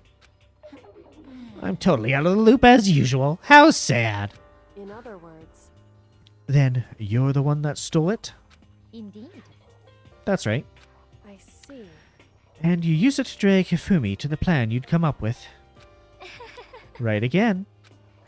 Last night, after we had our meeting about how it disappeared, I paid Hifumi a little visit. What are you doing here? Actually... I was hoping to talk to you, alone. It is about what was stolen, or I know who did it. What? What? Are you okay with It was Taka. He stole it. What? So then... And I have proof. Would you like to see it? As it turned out, I had found a use for the digital camera. I'd taken you-know-what to Taka's room earlier and took pictures of it there. I deleted the picture as soon as I showed it to Ifumi, of course. Damnation! So it was him. But how did he do it? She was supposed to yell if either of us got close to her. You are correct, which is why Taka forced me to steal it. Say what? What? As for me, Please forgive me. He threatened me. Oh. He did. as for me, He came to my room last night unannounced, and then, it's hard for me to even say. He abused me. What? And he took pictures. He said if I did not do as he asked, he would show them to everyone. So I had no choice. You're the only one with a camera. Damnation! That's a crime, an absolute crime! I knew he'd gone a little crazy, but I never imagined he would go that far.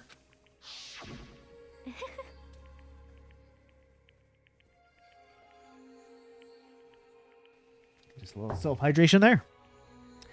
It was amazing how completely he brought it. I can't express how enjoyable that was.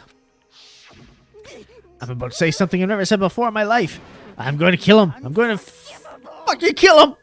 most unfortunate. Wait, please. If you go now, you'll be playing right into his hands. Huh? Actually, Taka is planning to use her to escape. And he has made you his target. What? Escape? You don't mean... Taka is going to try and kill you. What? indeed. Oh, so he can keep her to himself. That bastard. Bastard, bastard, bastard, bastard! Honestly, Can we allow him to continue with these barbaric acts? Absolutely not. How could I? I have to save her! actually, Then, would you like to join with me? It just so happens I have come up with a plan.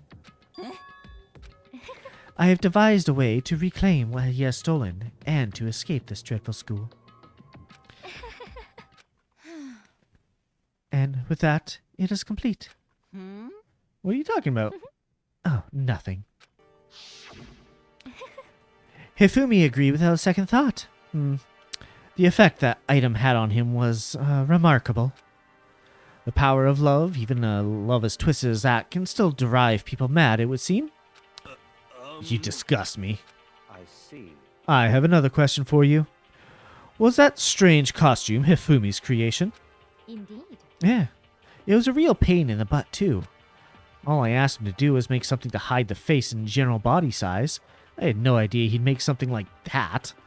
But it's my fault for picking him in the first place. But... Why'd you decide to make me the suspect? Because you're stupid. That's it? Let's see. And in that regard, I made the right choice. I'm so glad your stupidity surpassed my every expectation. Excuse me. Self-posture checking here. Life must be tough on your parents, though.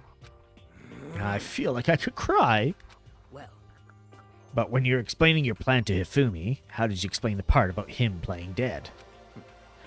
What she's asking is, what was Hifumi supposed to do after that, assuming you had actually let him live? Jeez, cat hair everywhere. You're a little fur monster, you know that? Are you okay with this? That's simple. After he did his part and pretended to be dead once someone showed up, I told him to say he'd been seriously wounded. He was on the verge of death, but he just barely held on. And he really believed that? Well, of course. That wasn't all there was to it.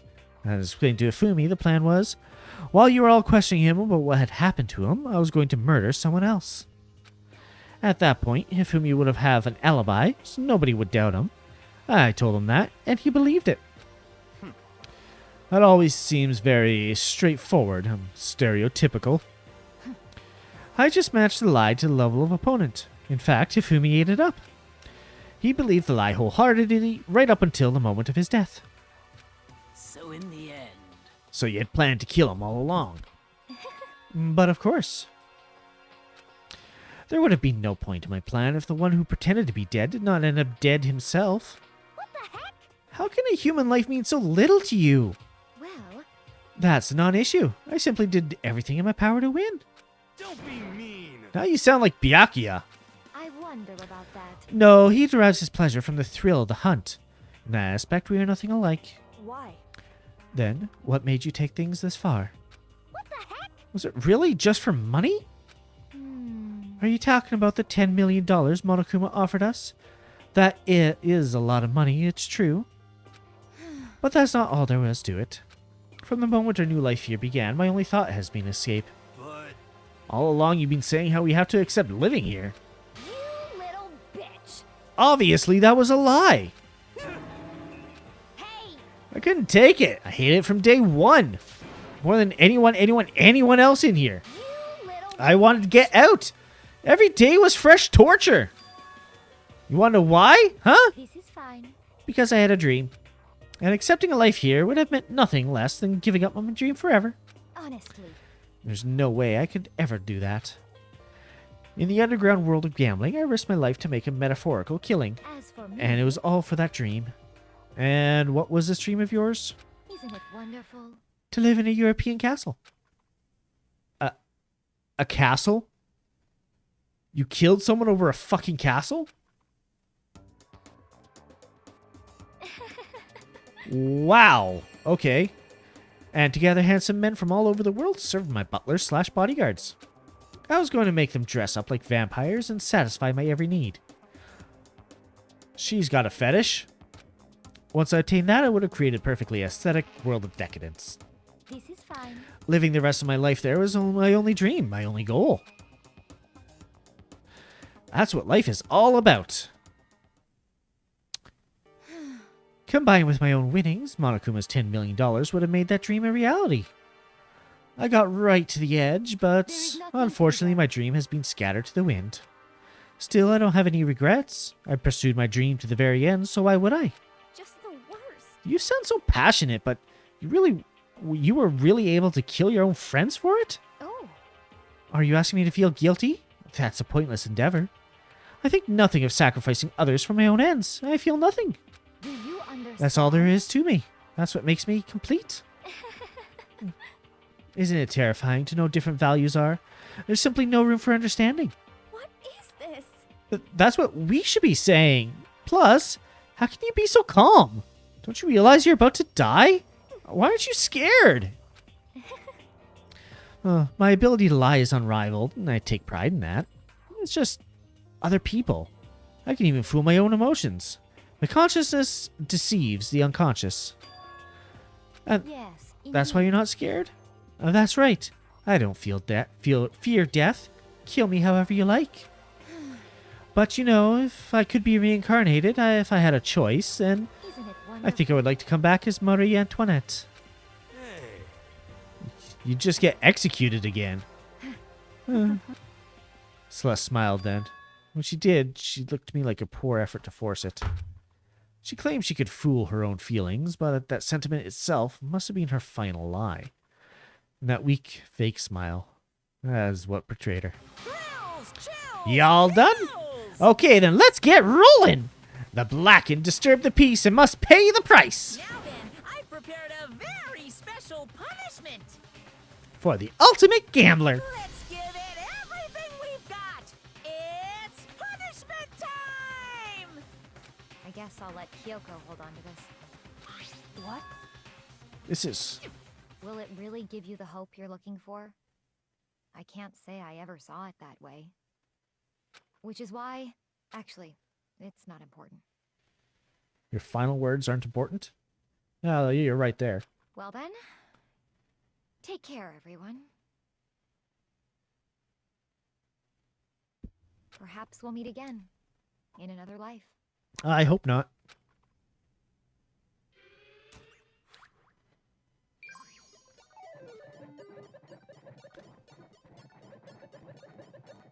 Time for the punishment!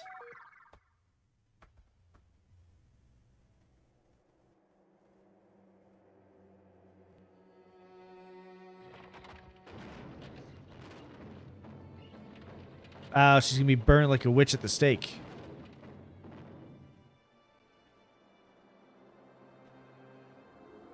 The burning of the Versailles witch.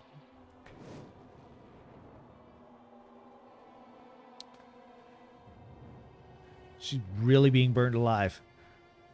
That would fucking suck.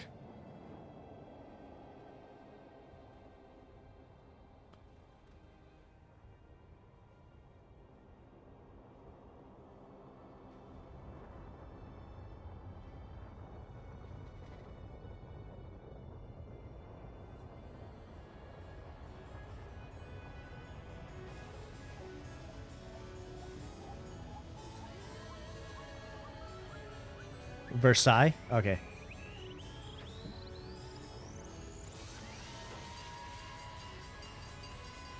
What the hell? He's gonna just crash into her with a fire truck?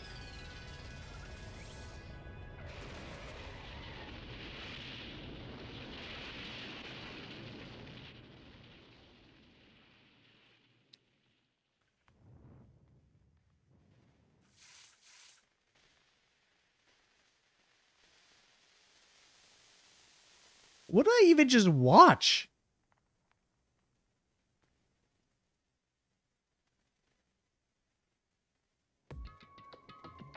It's over. The third execution is over. Celeste's death is over. Celeste killed my friend, so I can't pity her, but I also can't deny that at one point I considered her a friend too. And for him to just come along and... Isn't it just awful? Someone could have cut free of their regrets from the outside world, and so more people had to die. You guys are all still young. You need to place more value on your lives. What are you gonna do? Geez, and here I thought you guys were gonna pass a torch of hope to the next generation. Let me out of here. What do I care about hope? I'll throw it in the trash. You just let me out of here. Too bad. You're all the embodiment of hope, whether you like it or not. And it's my destiny to knock you down one by one. It's sad, yes it is, but that's reality. Just can't be avoided. Don't talk like you're not responsible. How long are you gonna make us keep going through this? What do you want from us? God, I'm so sick of people asking me that. Give it a rest already. So anyway, Kyoko, did I see you get some kind of key type object from Celeste? So what's the deal with that? Huh? What's the matter? So then, I'll answer your question if you answer mine. you... What did you do? What did you do to me? Ooh. What? Hey, Answer me. What did you do to my body? Oh man, oh geez, oh man, oh geez. What do you mean, what did I do? I have no idea. I don't know anything about it. What was that just now? Mastermind did something to Kyoko's body. What does that mean? Okay, things are getting kind of awkward. I think it's about time I got out of here. Meanwhile, you guys can go on enjoying your school life. If you get lonely, give me a shout. Not that I'll do anything about it, of course. See ya. See ya. Monokuma disappeared, leaving us all depressed and in despair. Although it wasn't all despair. Also, what I think happened to Kyoko's body is Monokuma reprogrammed her or something like that. Because she's totally a robot. There was one small hope. Hey, Kyoko, Monokuma already mentioned it, but what's that key that Celeste gave you? A robot! Right. so... Most likely, it is the key to one of the dressing room lockers. Then that means... Celeste probably hid it in there. Hey. I suppose sometimes it's easiest to miss what's right beneath your nose. Well then, we'd better go check. Indeed. Good idea. We left the courtroom and rushed to the dressing room. As we approached the dressing room, Kyoko looked back at us and said, I'm going to go on alone from here. Everyone else head to the dining hall. I'll check in with you later. What? Why exactly are you going alone? So... Do you even have to ask? As she spoke, she glanced quickly at the surveillance camera. Come on. That's not what I mean. Why you? There's still the risk of a spy, you know. Then I'll go too. What? You? Please, let me go. Standing here arguing is just going to draw more attention to us. Goodbye. Do whatever you want. Thank you, Byakuya. Well then. Then it's up to you now. Yo. I'm gonna go to the dining hall, okay? Huh? So Makoto and Kyoko are gonna go together? Does that mean what I think it means? Okay. Good luck, Makoto. Girls like her are total pushovers when you show a little backbone. Oh, Hina. Wow. Everyone head to the dining hall, leaving me and Kyoko there alone. Shall we go? Well, shall we? Yeah. So then, We need to get into that locker. Kyoko took the key Celeste had given her and locked the locker. The locker was swung open when we saw... Good morning. It's been a while, hasn't it? It's safe. Thank goodness. I'd never heard Kyoko sound so relieved. It was like she was speaking from the bottom of her heart. Her robotic, heart pumping all the oil through her body. I just did what Celeste asked. I didn't say a word. I stayed quiet the entire time. Oh, and I think I may be able to open the last set of files soon. Maybe as early as tomorrow. I'm doing my best, so please just wait a little longer. So, now we can officially say the case is closed. As far as this incident is concerned, sure, but can we take a second? Since we have the opportunity, I want you to be honest with me. Kyoko, please tell me, what are you trying to do all on your own here at the school? Is that why you want to come here with me? However... Regardless, that's not something you need to know right now. I don't need to know? That just makes me even more worried. What? Worried? Like what happened during the investigation this time? You disappeared. We didn't see you again. Without warning, without explanation. When you do that... Indeed. It's only natural that they think I'm the mastermind spy, right? And you too. No! I believe in you. What? You believe in me? Does not compute. Error, error. Isn't it obvious? People believe in their friends, right? That's why I want you to tell me. I want you to believe in me too. Because we're friends. I understand. It's true. Then maybe I can believe in you. Just a little bit more. Then... That's fine. Fine. I'll tell you. I'll tell you why I've been disappearing and where I've been going. You see... What I heard from Kyoko then was going to be total cliffhanger for everyone else. Well, frankly, it kind of blew my mind. Right after I told Kyoko I believe in her, she told me a story that was, well, almost unbelievable. So I had to confirm it with what she told me with my own two eyes, so I waited for nighttime to come. When it did, I went into action. And we are going to save right there. And we are going to leave it on a total cliffhanger for everyone else.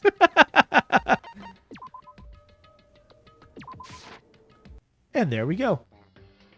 Boom. Done.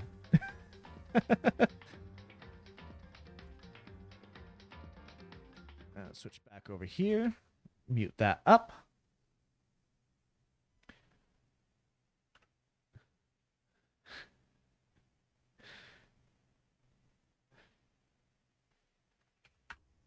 All right. I'll close that so that's not in my ear anymore. All right. So that was the third trial. Well, the second half of the third investigation and the entire trial. We've been going for almost 4.5 hours. These trials are taking longer, but I didn't want to end halfway through the actual trial. Because that just would have been strange. And it would have totally put me on a bit of a cliffhanger as well. Actually, I don't even know if you can save halfway through the trial. In any case, we need to find somebody to raid. Good show. Yeah, thank you.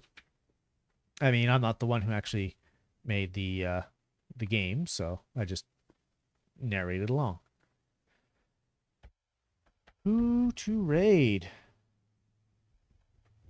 I actually don't have a lot of people online. Who's info dealer? And well, I got to look at my raid history here. Thanks for the Killer School update. Yeah, well, thanks for joining. I actually have to open up mod view.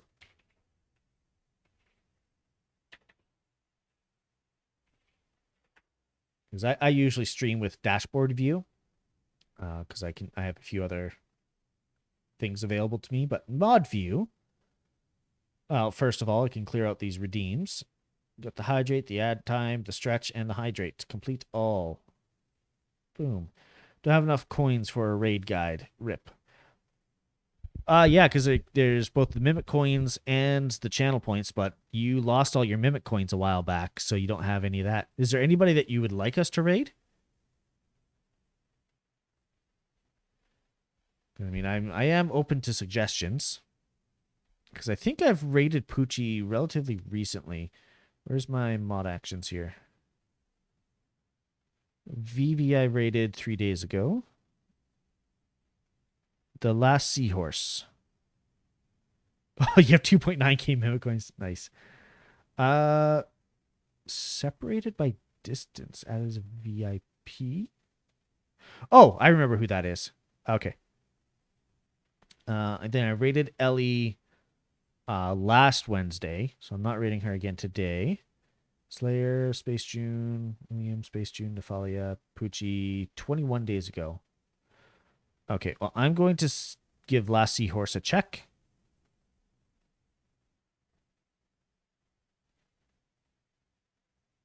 Interactive Skyrim.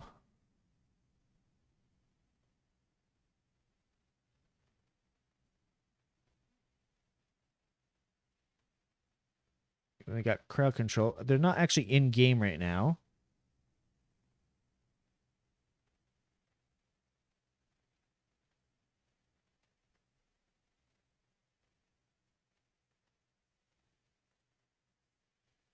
Ah, okay. Well, we can go ahead and give them a raid. Kuro1412 is having their 1 year interactive Skyrim. Yes, sorry, just catching up those. Okay, going back to Skyrim now. I'm not sure if he or she. Let's see. I don't want to misgender them. Non-binary, they, them. Okay. That is completely cool. All right, so raid message is up right here as I do the /raid, the Last Seahorse. So feel free to add in any emotes. I'm personally going to add in the Namira slime,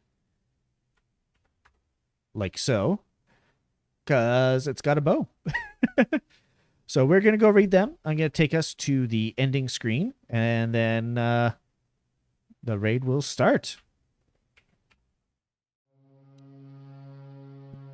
Okay. Well, I want to thank everybody for coming, whether you were active or lurking or anything in between. I definitely appreciate it. Hopefully next week we can continue the journey and find out what this big secret behind Kyoko is, and maybe find out what else is going on. I hope you guys all have a good night, and hope to see you on Sunday, where we're going to put a vote up on what we're going to play. And just as a heads up, there is also a vote going on right now about what other day of the week we should stream on. If you want to go check that out, there's my Discord. Alrighty, sounds good, Pryax. See you guys all later, and thanks again.